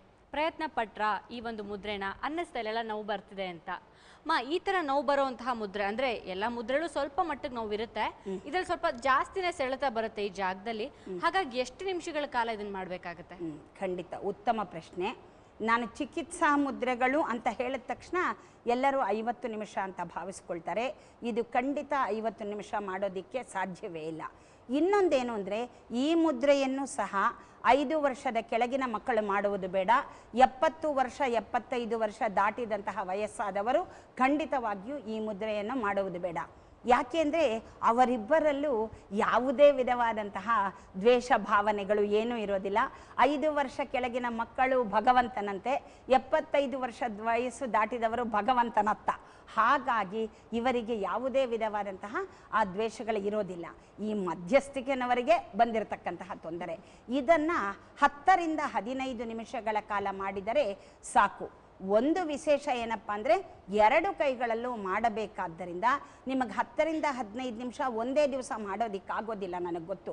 5 ನಿಮಿಷದಿಂದ ಪ್ರಾರಂಭಿಸಿ, ಇವತ್ತು 5 ನಿಮಿಷ, ನಾಳೆ 6 ನಿಮಿಷ, ನಾಡಿದ್ದು 7 ನಿಮಿಷ, ಈ ರೀತಿಯಾಗಿ ಇದನ್ನು ಇನ್ಕ್ರೀಸ್ ಮಾಡ್ಕೊಳ್ತಾ ಹೋಗಿ 15 ನಿಮಿಷದವರೆಗೆ ಮಾಡಿ ನಿಲ್ಲಿಸಿದರೆ ಸಾಕು. ಅದಕ್ಕಿಂತಲೂ ವಿಪರೀತವಾಗಿ ಮಾಡೋದಕ್ಕೆ ಹೋಗಿ ನೋವನ್ನು ತಂದುಕೊಳ್ಳಬೇಡಿ. ಯಾಕೆಂದರೆ ಒಂದು ನೋವಿಗೆ ಹೋಗಿ ಇನ್ನೊಂದು ನೋವು ಬರೋದು ಬೇಡ. ಇದರ ಹೆಸರೇ ನೋಡಿ, ವರ್ಧನ. ಅಂದರೆ ತೊಂದರೆಗಳೆಲ್ಲವನ್ನೂ ನಿವಾರಿಸಿ ಆರೋಗ್ಯವನ್ನು ವರ್ಧಿಸತಕ್ಕಂತಹ ಶಕ್ತಿ ಇರತಕ್ಕಂತಹ ಮುದ್ರೆ. ಇನ್ನೂ ಅಷ್ಟೇ ಅಲ್ಲ, ಇದರಿಂದ ಭಗವಂತನ ಆ ಒಂದು ವಿಶೇಷವಾದ ಮುದ್ರೆಯಾದ್ದರಿಂದ ಇದು ಎಲ್ಲಿ ಹಣದ ತೊಂದರೆ ಇರುತ್ತೋ ಆ ಹಣದ ತೊಂದರೆಗಳನ್ನು ಸಹ ನಿವಾರಣೆ ಮಾಡುತ್ತೆ. ಇದನ್ನು ನೀವು ದೇವರ ಬಳಿಯ ಕುಳಿತು, ಅಂದರೆ ದೇವರ ಮುಂದೆನೇ ಕುಳಿತುಕೋಬೇಕು. ಇದನ್ನು ನಾನು ಕೆಲವು ಮುದ್ರೆಗಳನ್ನು ಹೇಳಿದೆ ಈ ಹಿಂದೆ, ಸ್ನಾನ ಮಾಡದೇನೂ ಮಾಡಬಹುದು, ಸ್ನಾನ ಮಾಡಿಯೇ ಮಾಡಬೇಕು ಅಂತ ಇಲ್ಲ ಅಂತ. ಆದರೆ ಈ ಮುದ್ರೆಯನ್ನು ಖಂಡಿತವಾಗಿಯೂ ಹಾಸಿಗೆಯ ಮೇಲೆ ಕುಳಿತು ಮಾಡಬಾರದು. ಇದನ್ನು ಪೂರ್ವಾಭಿಮುಖವಾಗಿಯೇ ಕುಳಿತು ಮಾಡಬೇಕು. ಒಂದು. ಎರಡನೆಯದು, ಯಾವುದಾದರೂ ನಿಮ್ಮ ಮುಂದೆ ಒಂದು ದೇವರ ಫೋಟೋವನ್ನು ಇಟ್ಕೊಳ್ಳಿ ಅಥವಾ ದೇವರ ಮನೆಯಲ್ಲಿ ಕುಳಿತುಕೊಂಡು ಮಾಡಿ. ಆಗ ಇದರ ವೈಬ್ರೇಷನ್ಸು ಜಾಸ್ತಿ ಆಗುತ್ತೆ. ನಮಗೆ ಅದರ ವೈಬ್ರೇಷನ್ಸ್ ಬೇಕು. ಅದೂ ಆಗಲಿಲ್ಲ ಅಂದರೆ ಒಂದು ದೀಪವನ್ನು ಹಚ್ಚಿಟ್ಟು ಆ ದೀಪ ಉರಿತಾ ಇರಬೇಕು. ಅದರ ಜ್ವಾಲೆಯ ಮುಂದೆ ಈ ಮುದ್ರೆಯನ್ನು ಮಾಡ್ತಾ ಹೋದರೆ ಅನೇಕ ರೋಗಗಳು ನಿವಾರಣೆಯಾಗುತ್ತೆ. ಮುಖ್ಯವಾಗಿ ಕಣ್ಣಿನ ತೊಂದರೆಗಳ ನಿವಾರಣೆಯಾಗುತ್ತೆ. ಆಮೇಲೆ ಕಿವಿಯ ಒಳಗಿನ ತೊಂದರೆಗಳಿಗಿಂತಲೂ ಕಿವಿಯ ಹಿಂಭಾಗದಲ್ಲಿ ಕೆಲವರು ಈ ನರಗಳ ತೊಂದರೆ ಅಂತ ಹೇಳ್ತಾರೆ. ಈ ಕಿವಿಯ ಹಿಂಭಾಗದಲ್ಲಿ ಏನೋ ಒಂದು ರೀತಿಯ ನೋವು, ಏನೋ ಒಂದು ರೀತಿಯ ಹಿಂಸೆ ಅಂತ ಹೇಳ್ತಾರೆ. ಆ ಕಿವಿಯ ಹಿಂಭಾಗದ ತೊಂದರೆಗಳನ್ನು ಸಂಪೂರ್ಣವಾಗಿ ಶಮನ ಮಾಡತಕ್ಕಂತಹ ಶಕ್ತಿ ಇರತಕ್ಕಂತಹ ಮುದ್ರೆ ಅಂದರೆ ಈ ಕಟಕವರ್ಧನ ಮುದ್ರೆ. ನಾನು ಇಷ್ಟು ದಿನಗಳ ಕಾಲದಿಂದಲೂ ಮುದ್ರೆಯನ್ನು ಹೇಳಿಕೊಂಡು ಬಂದಿದ್ದೀನಿ. ಎಲ್ಲೂ ಕಿವಿಯ ಹಿಂಭಾಗದ ನೋವುಗಳನ್ನು ಸರಿ ಮಾಡುತ್ತೆ ಅಂತ ಯಾವ ಮುದ್ರೆಯಲ್ಲೂ ನಮಗೆ ಕಾಣಿಸಿಲ್ಲ. ಇದು ಹೃದಯಕ್ಕೆ ಸಂಬಂಧಪಟ್ಟಂತಹ ರೋಗಗಳನ್ನು ನಾಶ ಮಾಡುತ್ತೆ. ಎದೆಯ ಉರಿಯನ್ನು ಕಡಿಮೆ ಮಾಡುತ್ತೆ. ಹೊಟ್ಟೆಯ ಉರಿಯನ್ನು ಕಡಿಮೆ ಮಾಡುತ್ತೆ. ಕಣ್ಣಿನ ಉರಿಯನ್ನು ಕಡಿಮೆ ಮಾಡುತ್ತೆ. ಗ್ಯಾಸ್ಟ್ರಿಕ್ ಪ್ರಾಬ್ಲಮ್ ಅಂತ ನಾವೇನು ಹೇಳ್ತೀವಿ, ಅಸಿಡಿಟಿ ಅಂತ, ಅದನ್ನು ಕಡಿಮೆ ಮಾಡುತ್ತೆ. ಕಿವಿಯ ಹಿಂಭಾಗದ ನೋವುಗಳನ್ನು ಕಡಿಮೆ ಮಾಡುತ್ತೆ. ಮಂಡಿಯ ಕೆಳಗಿನ ನೋವುಗಳನ್ನು ಕಡಿಮೆ ಮಾಡುತ್ತೆ. ಇನ್ನೊಂದೇನಪ್ಪ ಅಂದರೆ, ನಾವು ಕೆಲವು ಸರ್ತಿ ಹೇಳ್ತೀವಿ ಪಾದಗಳಲ್ಲಿ ಏನೋ ಚುಚ್ಚಿದಂಗೆ ಆಗ್ತಾ ಇದೆ, ಪಾದಗಳಲ್ಲಿ ಮುಳ್ಳು ಚುಚ್ಚಿದಂಗೆ ಆಗ್ತಾ ಇದೆ, ಗುಂಡುಪಿನ್ ಚುಚ್ಚಿದಾಗ ಆಗ್ತಾ ಇದೆ, ನರಗಳನ್ನು ಸೆಳೆತಾ ಇದೆ ಅಂತಂದ್ಬಿಟ್ಟು ಅಂತಹ ತೊಂದರೆಗಳೆಲ್ಲವನ್ನೂ ನಿವಾರಣೆ ಮಾಡಿದ ಹಾಗಾಗುತ್ತೆ. ವೀಕ್ಷಕ ಬಾಂಧವರೇ, ನಿಮ್ಮಲ್ಲಿ ಒಂದು ವಿನಂತಿ. ಈ ಮುದ್ರೆಗಳೆಲ್ಲವೂ ಮಹಾಮುದ್ರೆಗಳು. ಇಂತಹ ಮುದ್ರೆಗಳನ್ನು ಮಾಡಬೇಕಾದರೆ ಖಂಡಿತವಾಗಿಯೂ ಮುದ್ರಾ ವಿಜ್ಞಾನದ ಬಗ್ಗೆ ವೈಜ್ಞಾನಿಕವಾಗಿ ಇದರ ಬಗ್ಗೆ ತಿಳಿದಿರುವವರ ಬಳಿ ಸಲಹೆಯನ್ನು ತೆಗೆದುಕೊಂಡು ನೀವು ಈ ಮುದ್ರೆಗಳನ್ನು ಮಾಡಬೇಕೇ ಹೊರತು ಖಂಡಿತವಾಗಿಯೂ ಸ್ವಾಧ್ಯಾಯ ಬೇಡ. ಕೆಲವು ವಿಕಸನ ಮುದ್ರೆಗಳಿದೆಯಲ್ಲ, ಅಂದರೆ ಚಿನ್ನ ಮುದ್ರೆ, ಆಕಾಶ ಮುದ್ರೆ, ಪೃಥ್ವಿ ಮುದ್ರೆ, ವರುಣ ಮುದ್ರೆ, ಇಂತಹ ವಿಕಸನ ಮುದ್ರೆಗಳನ್ನು ಮಾಡಿದರೂ ಅಂತಹ ತಪ್ಪಿಲ್ಲ. ಆದರೆ ಈ ಚಿಕಿತ್ಸಾ ಮುದ್ರೆಗಳನ್ನು ಮಾಡುವಾಗ ನಿಮಗೆ ಎಚ್ಚರಿಕೆ ಅತ್ಯಂತ ಅಗತ್ಯ. ನಾನು ಪ್ರತಿಯೊಂದು ಎಪಿಸೋಡ್ನಲ್ಲೂ ಇದನ್ನು ಹೇಳ್ಕೊಂಡು ಬರ್ತಾ ಇದ್ದೀನಿ. ಸುಮ್ಮನೆ ನೀವೇನೋ ಸ್ವಾಧ್ಯಾಯಕ್ಕೆ ಮಾಡೋದಕ್ಕೆ ಹೋಗಬೇಡಿ. ಯಾಕೆಂದರೆ ಕೈಯಲ್ಲಿ 72,000 ನಾಡಿಗಳು ಒಂದೊಂದು ಬೆರಳಲ್ಲೂ ಇದೆ. ನಾವು ಒಂದೊಂದು ಕಡೆಯೂ ಹೆಜ್ಜೆಯನ್ನು ತೆಗೆದುಕೊಂಡಾಗ ಒಂದೊಂದು ರೀತಿಯ ವೈಪರೀತ್ಯ ಉಂಟಾಗುತ್ತೆ.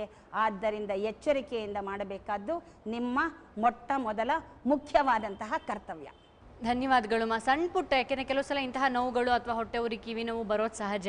ಇಂತಹ ಒಂದು ಪುಟ್ಟ ಸಮಸ್ಯೆಗಳಿಗೂ ಕೂಡ ಒಂದು ಒಳ್ಳೆ ಉತ್ತಮವಾದ ಮುದ್ರೆನ ತಿಳಿಸ್ಕೊಟ್ಟಿದ್ದೀರಾ. ಧನ್ಯವಾದಗಳು. ವೀಕ್ಷಕರೇ, ಇವತ್ತು ಅಮ್ಮ ಸ್ನಾನಗಳ ಬಗ್ಗೆ ತಿಳಿಸ್ಕೊಡ್ತಾರೆ. ಸ್ನಾನಗಳಲ್ಲಿ ಎಷ್ಟು ವಿಧ ಇದೆ ಅಂತ ಹೇಳಿದ್ರು. ಅವುಗಳ ಬಗ್ಗೆ ಇನ್ನಷ್ಟು ವಿವರಣೆಯನ್ನು ಅಮ್ಮನಿಂದ ಕೇಳಿ ತಿಳ್ಕೊಳ್ಳೋಣ. ಆದರೆ ಅದಕ್ಕೆ ಮುಂಚೆ ಒಂದು ಪುಟ್ಟ ವಿರಾಮ. ನೀವು ನೋಡ್ತಾ ಇದ್ದೀರಾ ಸುವರ್ಣ.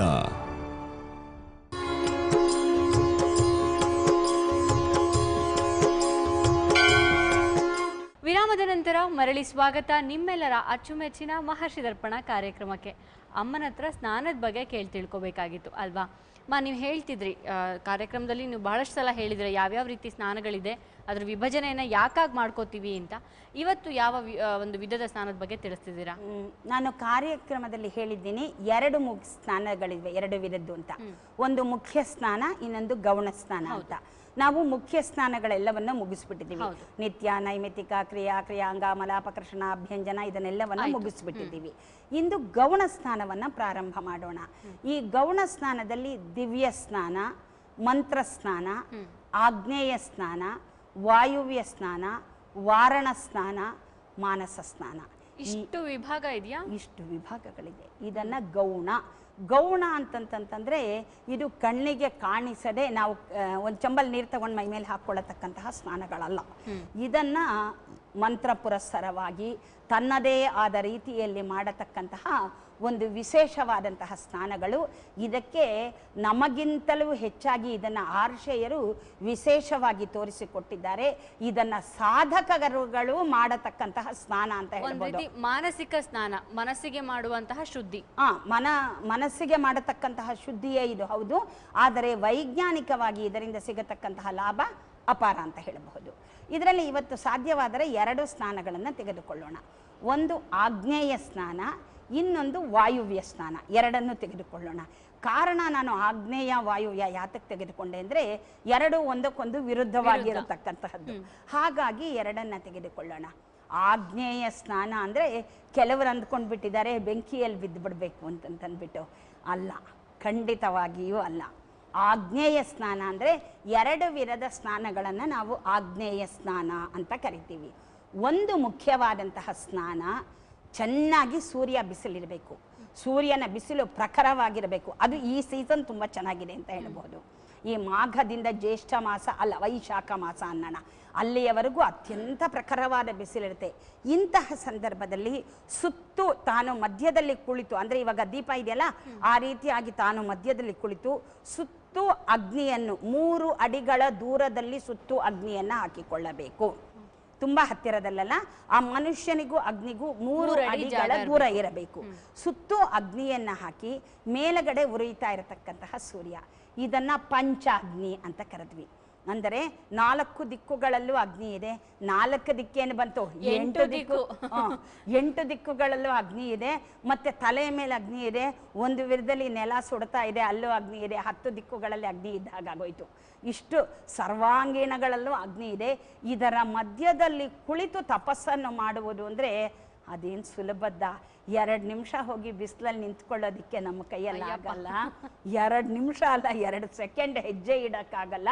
ಇಂತಹ ಅಗ್ನಿಯ ಸ್ಥಳದಲ್ಲಿ ಕುಳಿತು ಇಂತಹ ಸಂದರ್ಭದಲ್ಲಿ ಅದು ಬರೀ ನೆಲದ ಮೇಲೆ ಕುಳಿತುಕೊಂಡು ಕೆಳಗಡೆ ಯಾವುದೂ ಪೀಠಾಸನವಿರಬಾರದು, ಮಣೆ ಆ ಥರದ್ದೇನು ಇಲ್ಲದೆ ಹಂಗೆ.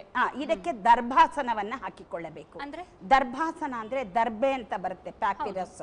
ಆ ದರ್ಭೆಯನ್ನೇ ಆಸನವನ್ನಾಗಿ ಹಾಕೊಳ್ಳಬೇಕು. ಕೆಳಗಡೆ ಚಾಪೆ ತರ ದರ್ಭೆನ ಹಾಸ್ಕೋಬೇಕು. ಅಷ್ಟೊಂದು ಹಾಕ್ಸ್ಕೊಳ್ಬಾರ್ದಮ್ಮ. ಒಂದಿಷ್ಟು ದರ್ಭೆಯನ್ನ ಹೆಣೆದ್ಬಿಟ್ಟು 3 ದರ್ಭೆಗಳನ್ನ ಹಾಕೊಳ್ಬೇಕು. ಅಂದ್ರೆ ಮುಂದಕ್ಕೆ ಒಂದೇ ಒಂದು ದರ್ಭೆ ಕಡ್ಡಿ, ಮಧ್ಯದಲ್ಲಿ ಒಂದು ದರ್ಭೆ ಕಡ್ಡಿ, ಹಿಂದಕ್ಕೆ ಒಂದು ದರ್ಭೆ ಕಡ್ಡಿ. ಆ 3 ಶಾಸ್ತ್ರಕ್ಕೆ ಹಾಕ್ದಂಗೆ ನೆಪಕ್ಕೆ ಹಾಕ್ದಂಗೆ ಹಾಕೋದು. ಹೌದು, ಖಂಡಿತ. 3 ದರ್ಭೆ ಕಡ್ಡಿಯನ್ನು ಹಾಕಿದರೆ ಇದನ್ನ ದರ್ಭಾಸನ ಅಂತ ಕರಿತೀವಿ. ಅದರ ಮೇಲೆ ಕುಳಿತುಕೊಳ್ಬೇಕು. ಮೊದಲೇ ದರ್ಭೆ ಚುಚ್ಚುತ್ತೆ, 2ನೇದಾಗಿ ಬಿಸಿಲು, ಇದರ ಮೇಲೆ ಕುಳಿತುಕೊಂಡು ಮಾಡಬೇಕು. ಇದನ್ನ ಮಾಡ್ತಾ ಇರತಕ್ಕಂತಹವರು ವಸಿಷ್ಠರು, ವಿಶ್ವಾಮಿತ್ರರು, ಜಮದಗ್ನಿಗಳು, ಪರಶುರಾಮರು, ಇಂತಹ ಮಹಾಮಹಾನುಭಾವರು ಇಂತಹ ಆಗ್ನೇಯ ಸ್ನಾನವನ್ನು ಮಾಡಿದ್ದಾರೆ. ಯಾರು ಆಗ್ನೇಯ ಸ್ನಾನವನ್ನು ಮಾಡಿರ್ತಾರೋ ಇವರಲ್ಲಿ ಯಾವುದೇ ವಿಧವಾದಂತಹ ಒಂದು ಸಣ್ಣ ರೋಗವೂ ಬರುವುದಿಲ್ಲ. ಒಂದು ಕೆಮ್ಮು ನೆಗಡಿಯಿಂದ ಹಿಡಿದು ಜ್ವರದವರೆಗೂ ಯಾವ ರೋಗವೂ ಬರುವುದಿಲ್ಲ. ಇವರು ಮಂತ್ರದ್ರಷ್ಟಾರರಾಗಿರ್ತಾರೆ. ಅಂದರೆ ಇವರ ಬಾಯಲ್ಲಿ ಯಾವುದೇ ಒಂದು ಮಾತು ಬರಲಿ ಅದು ಹೇಳಿದ ಹಾಗೆ ನಡೆಯುತ್ತೆ. ಇವರ ಮಾತಿನಲ್ಲಿ ಒಳ್ಳೆಯದು ಬಂದರೂ ನಡೆಯುತ್ತೆ, ಕೆಟ್ಟದ್ದು ಬಂದರೂ ನಡೆಯುತ್ತೆ. ಸಾಮಾನ್ಯವಾಗಿ ಇಂತಹ ಮಹಾನುಭಾವರುಗಳು ಒಳ್ಳೆಯದನ್ನೇ ಹೇಳ್ತಾ ಇದ್ರು. ಇಡೀ ಈಗ ನೀವು ವಸಿಷ್ಠರನ್ನ ತೆಗೆದುಕೊಳ್ಳಿ, ವಿಶ್ವಾಮಿತ್ರರನ್ನ ತೆಗೆದುಕೊಳ್ಳಿ. ವಿಶ್ವಾಮಿತ್ರರ ಬಗ್ಗೆ ಹರಿಶ್ಚಂದ್ರನಿಗೆ ಬಹಳಷ್ಟು ಕಾಟ ಕೊಟ್ಟ ಅಂತ ಎಲ್ಲರಿಗೂ ಆತನ ಮೇಲೆ ಬೇಜಾರಿದೆ.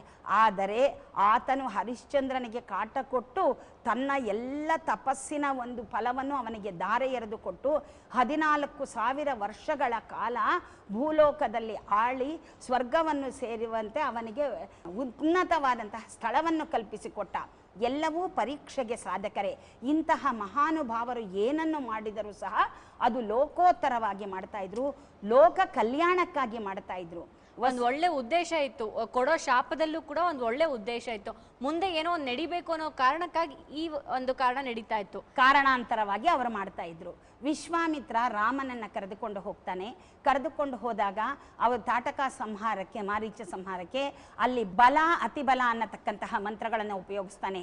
ಈ ಬಲ ಅತಿಬಲ ಅನ್ನತಕ್ಕಂತಹ ಮಂತ್ರಗಳ ಸಹಾಯದಿಂದಲೇ ಮುಂದೆ ರಾಕ್ಷಸರ ಸಂಹಾರವಾಗುತ್ತೆ. ತ್ರೇತಾಯುಗದಲ್ಲಿ ಇದು ಅತ್ಯಂತ ಮುಖ್ಯವಾದದ್ದು.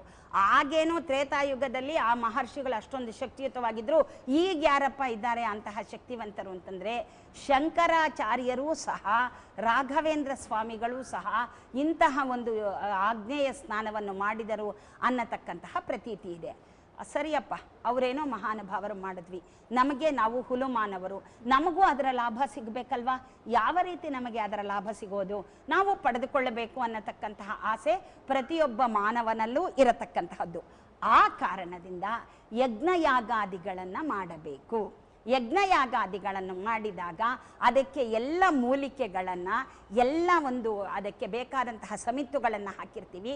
ಅದು ಅಷ್ಟು ಅಗ್ನಿಯಲ್ಲಿ ತುಪ್ಪದಲ್ಲಿ ಬೆಂದು ಬಂದಂತಹ ಆ ವಿಭೂತಿ, ಆ ಭಸ್ಮ ಇರುತ್ತಲ್ಲ, ಅದನ್ನು ಇಡೀ ಶರೀರವನ್ನು ಲೇಪಿಸಿಕೊಂಡು ಸ್ನಾನ ಮಾಡಿದರೆ ಅವರಿಗೆ ಆಗ್ನೇಯ ಸ್ನಾನದಲ್ಲಿ ಯಾವ ಒಂದು ಫಲ ಸಿಕ್ಕಿತೋ ನಮಗೆ ಈ ಒಂದು ವಿಭೂತಿಯ ಅಥವಾ ಭಸ್ಮ ಲೇಪನದಿಂದ ಅಂತಹ ಫಲ ಸಿಗುತ್ತೆ ಎಂದು ಆರ್ಷೇಯರು ಅಂದೇ ಹೇಳಿದರು. ಯಾಕೆಂದರೆ ಕೃತಯುಗದಲ್ಲಿ ಮಾಡತಕ್ಕಂತಹದ್ದೇ ಬೇರೆ, ತ್ರೇತಾಯುಗಕ್ಕೆ ಬೇರೆ, ದ್ವಾಪರ ಯುಗದಲ್ಲೇ ಬೇರೆ, ಕಲಿಯುಗದಲ್ಲಿ ಮಾನವ ಅತ್ಯಂತ ಸುಲಲಿತವಾದವನು, ಸರಳವಾದವನು. ಹಾಗಾಗಿ ಅವನಿಗೆ ಇದೆಲ್ಲ ಮಾಡೋದಿಕ್ಕಾಗೋದಿಲ್ಲ, ಈ ರೀತಿಯಾಗಿ ಮಾಡಲಿ ಅಂತ ಹೇಳಿದ್ರು. ಅದಕ್ಕೆ ಯಜ್ಞಯಾಗಾದಿಗಳನ್ನು ಮಾಡಬೇಕು. ಅಂತಹ ಭಸ್ಮವನ್ನು ಲೇಪಿಸಿಕೊಂಡು ನಾವು ಅದರ ಸ್ನಾನವನ್ನು ಮಾಡಿದಾಗ ಅಥವಾ ಸ್ನಾನವನ್ನು ಮಾಡಿ ಆ ಭಸ್ಮವನ್ನು ಲೇಪಿಸಿಕೊಂಡಾಗ ಎಲ್ಲ ರೋಗಗಳಿಂದಲೂ ನಿವಾರಣೆ. ನಾನು ಭಸ್ಮಗಳ ಬಗ್ಗೆನೇ ಮಾತಾಡ್ತೀನಿ. ಯಾವ ಯಾವ ಭಸ್ಮದ ಧಾರಣೆಯಿಂದ ಯಾವ ಯಾವ ರೋಗದ ನಿವಾರಣೆ, ಎಲ್ಲಿಯ ಭಸ್ಮವನ್ನು ಹೇಗೆ ಹೇಗೆ ಉಪಯೋಗಿಸಬೇಕು, ಯಾರು ಇದನ್ನು ಉಪಯೋಗಿಸಿದರು, ಕಲಿಯುಗದಲ್ಲಿ ಯಾವ ಯಾವ ದೇವಸ್ಥಾನಗಳಲ್ಲಿ ಇದನ್ನು ಉಪಯೋಗಿಸ್ತಾ ಇದ್ದಾರೆ ಅನ್ನತಕ್ಕಂತಹ ಎಲ್ಲ ವಿಷಯಗಳನ್ನು ನಾವು ವಿಶದವಾಗಿ ಮಾತನಾಡೋಣ. ಖಂಡಿತ ಅಮ್ಮ, ಯಾಕೆಂದರೆ ಇಂತಹ ವಿಚಾರಗಳ ಬಗ್ಗೆ ಮಾತಾಡ್ತಿದ್ರೆ ಸಮಯ ಹೋಗೋದೇ ಗೊತ್ತಾಗೋದಿಲ್ಲ. ಇವತ್ತು ನೀವು ನೀಡಿದಂತಹ ಎಲ್ಲ ಮಾಹಿತಿಗಾಗಿ ಧನ್ಯವಾದಗಳು. ನಮಸ್ಕಾರ ವೀಕ್ಷಕರಿಗೊಂದು ವಿರಾಮ. ವಿರಾಮದ ನಂತರ ಮಹರ್ಷಿ ದರ್ಪಣ ಕಾರ್ಯಕ್ರಮ ಮುಂದುವರಿಯುತ್ತೆ. ನೀವು ನೋಡ್ತಾ ಇದ್ದೀರಾ ಸುವರ್ಣ.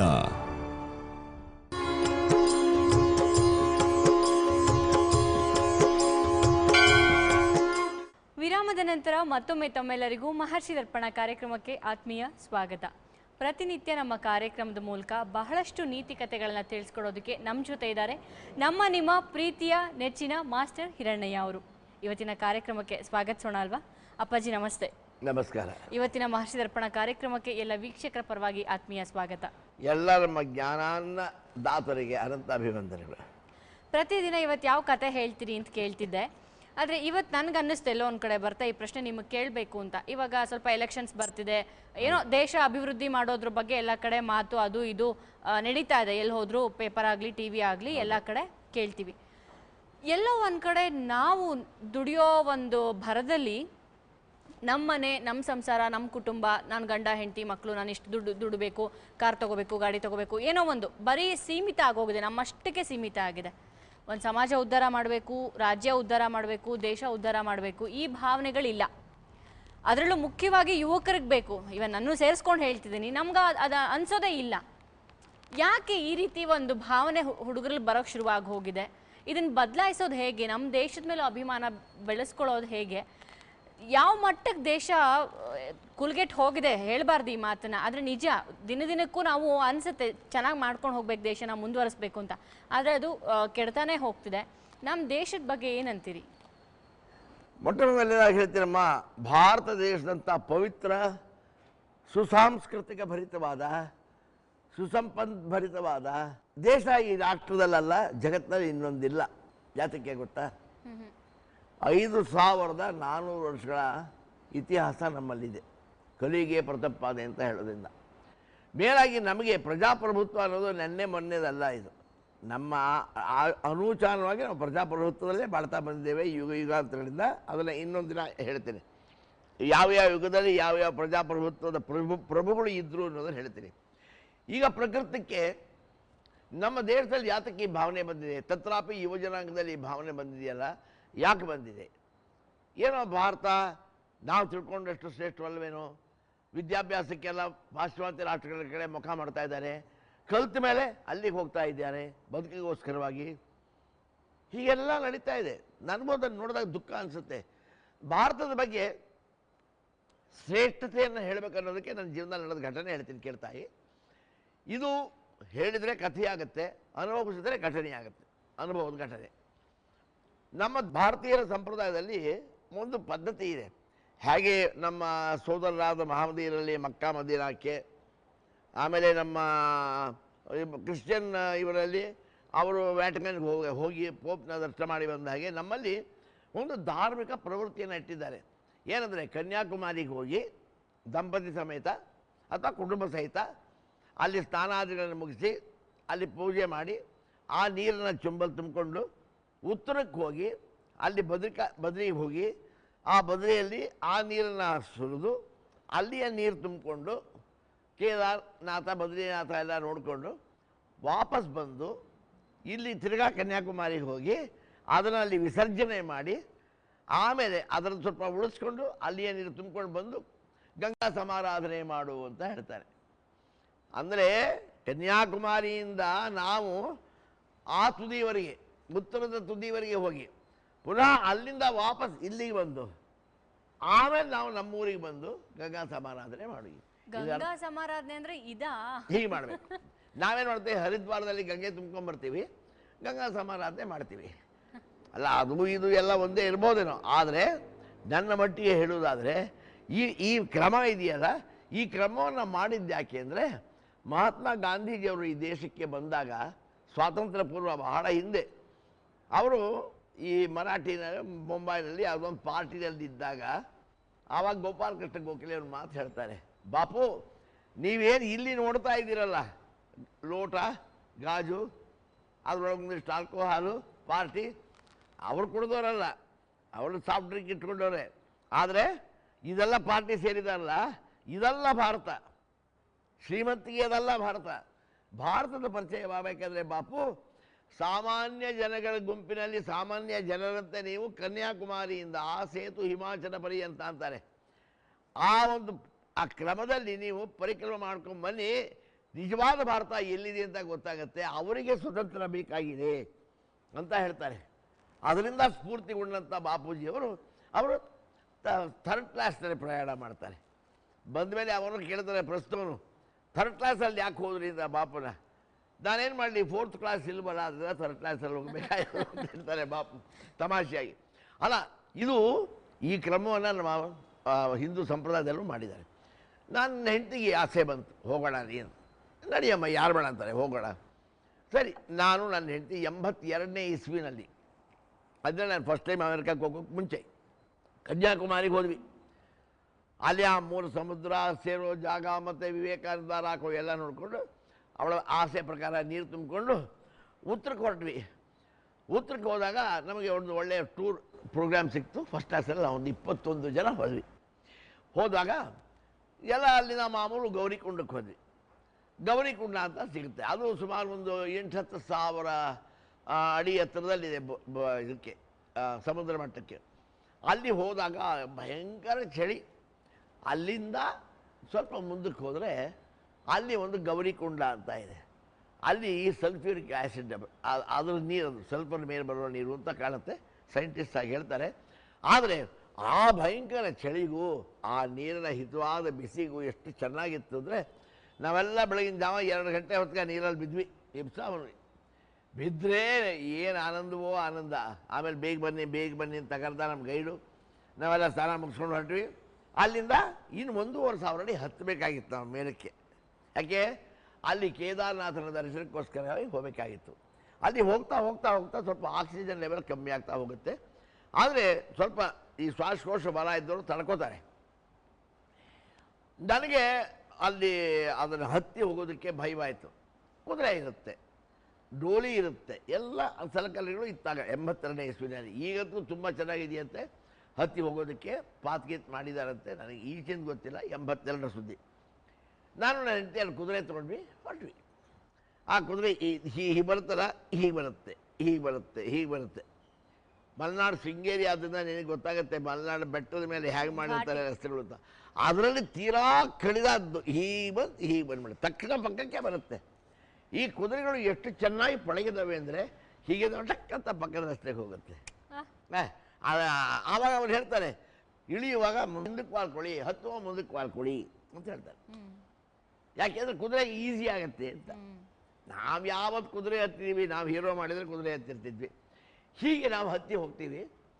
ಆ ಕೇದಾರೇಶ್ವರದ ದರ್ಶನಕ್ಕೆ ಹೋದಾಗ ಅಲ್ಲಿ ಆಕ್ಸಿಜನ್ ಲೆವೆಲ್ ಬಹಳ ಕಡಿಮೆ.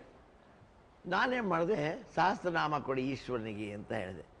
ಅವರು ಬೇಡಿ ಸ್ವಾಮಿ ಪಾಂಡ ಅಂತ ಇರ್ತಾರಲ್ಲಿ, ಅವ್ರ ಹಿಂದಿನಲ್ಲಿ ಬೇಡ, ನಿಮಗೆ ಇಲ್ಲಿ 2 ನಿಮಿಷ ಇರೋದು ಕಷ್ಟ, ನಿಮಗೆ ಅಭ್ಯಾಸ ಇಲ್ಲದೆ ಹೋದರೆ ನಾವೆಲ್ಲ ಆಕ್ಸಿಜನ್ ಇದಿಟ್ಕೊಂಡಿದ್ದೀವಿ ನೋಡಿ ಮಾಸ್ಕು, ನೀವು ಅಷ್ಟೋತ್ತರ ಮಾಡಿಸ್ಕೊಂಡು ಬೇಗ ಇಲ್ಲಿಂದ ಹೊರಟ್ಬಿಡಿ ನೀವು ಅಂತ ಅಂದರು.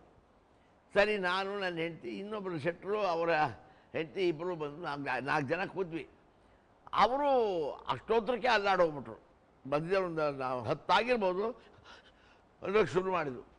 ಅವರು ಅದನ್ನು ಪಾಂಡ ಅದನ್ನು ನೋಡ್ತಾನೆ ಇದ್ರು, ಬೇಗ ಸಾಕ್ಷಿ ಅವ್ರನ್ನ ಬೇಗ ಸಾಕ್ಷಿ ಹೊರಕ್ಕೆ ಅಂತ ಹೊರಗಡೆ ಬೈಲಿ ತಂದುಬಿಟ್ರು. ತಕ್ಷಣ ಕೆಳಗಡೆ ಕರ್ಕೊಂಡು ಹೋಗ್ಬಿಟ್ರು. ಅದು ಅಲ್ಲಿ ಆಕ್ಸಿಜನ್ ಲೆವೆಲ್ ಕಮ್ಮಿ ಇದ್ದು ನಮಗೆ ಅಷ್ಟು ಆಕ್ಸಿಜನಲ್ಲಿ ಜೀವನ ಮಾಡೋಕ್ಕೆ ಬರೋದಿಲ್ಲ, ಅವ್ರಿಗೆ ಅಭ್ಯಾಸ ಇದೆ. ಮುಗಿಸ್ಕೊಂಡ್ವಿ. ಬರ್ತಾ ಇದ್ದಾಗ ಅಂದರೆ ಸುಮಾರು ಒಂದು ಸಮತಟ್ಟಾದ ಜಾಗ ಕಣಮ್ಮ, ಅಲ್ಲಿ ನಾವು 21 ಜನ ನಿಂತ್ಕೊಳ್ಳಿ ಇಲ್ಲಿ ಅಂದರು. ಆವಾಗ ಬೆಳಗಿನ ಜಾವ 3-3:30 ಇರ್ಬೋದಿಲ್ಲ, 3:45 ಇರ್ಬೋದು.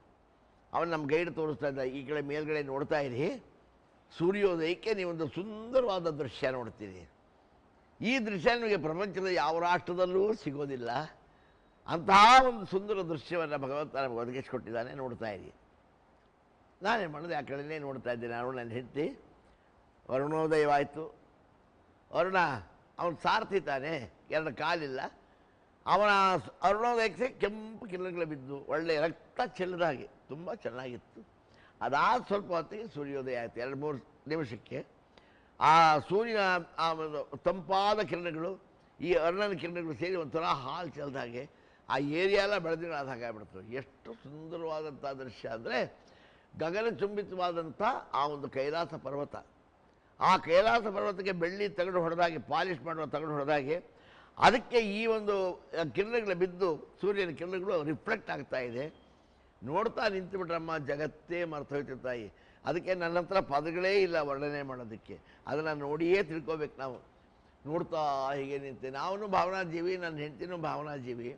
ಅವಳು ಹೇಳಿದೆ, ನೋಡು ಶಾಂತ, ಭಗವಂತ ನಮಗೆ ಅಂಥ ಪುಣ್ಯವಾದ ನಾಡಲ್ಲಿ ನಮ್ಮನ್ನು ಹುಟ್ಟಿಸಿದ್ದಾನೆ. ದಕ್ಷಿಣದಲ್ಲಿ ನೋಡಿದರೆ 3 ಸಮುದ್ರ ಸೇರಿಕೊಳ್ಳೋ ಪ್ರಪಾತ ಇದೆ. ಉತ್ತರದಲ್ಲಿ ಗಗನಚುಂಬಿತವಾದಂಥ ಕೈಲಾಸ ಪರ್ವತ ಇದೆ. ಅದರ ಸೌಂದರ್ಯ ಎಷ್ಟು ಚೆನ್ನಾಗಿದೆ, ಏನು ಸೊಗಸಾಗಿದೆ ಅಲ್ಲ.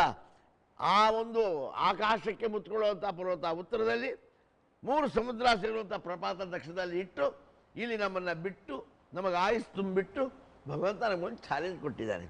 ಏನಂತ ನೋಡಪ್ಪ, ನೀನು ಜ್ಞಾನದಲ್ಲಿ ಹತ್ತೋದಾದರೆ ಆ ಎತ್ತರಕ್ಕೆ ಏರು, ಪ್ರೇಮದಲ್ಲಿ ಇಳಿಯೋದಾದರೆ ಯಾಳಕ್ಕೆ ಹೇಳಿ, ನಿನ್ನ ಕೈ ಸಾಧ್ಯವಾಗಿ ನೋಡು. ವಾ, ಜ್ಞಾನದಲ್ಲಿ ಹತ್ತೋದಾದ್ರೆ ಆ ಎತ್ತರಕ್ಕೆ ಹತ್ತು, ಪ್ರೇಮದಲ್ಲಿ ಇಳಿಯೋದಾದರೆ ಈ ಆಳಕ್ಕೆ ಹೇಳಿ, ನಿನ್ನ ಕೈ ಸಾಧ್ಯವಾಗಿ ನೋಡು ಅಂತ ಚಾಲೆಂಜ್ ಕೊಟ್ಟಿದ್ದಾನೆ. ಇದು ಭಗವಂತ ನಮಗೆ ಕೊಟ್ಟಿರೋ ಮಾನದಂಡ ಕಣಮ್ಮ ಶಾಂತ.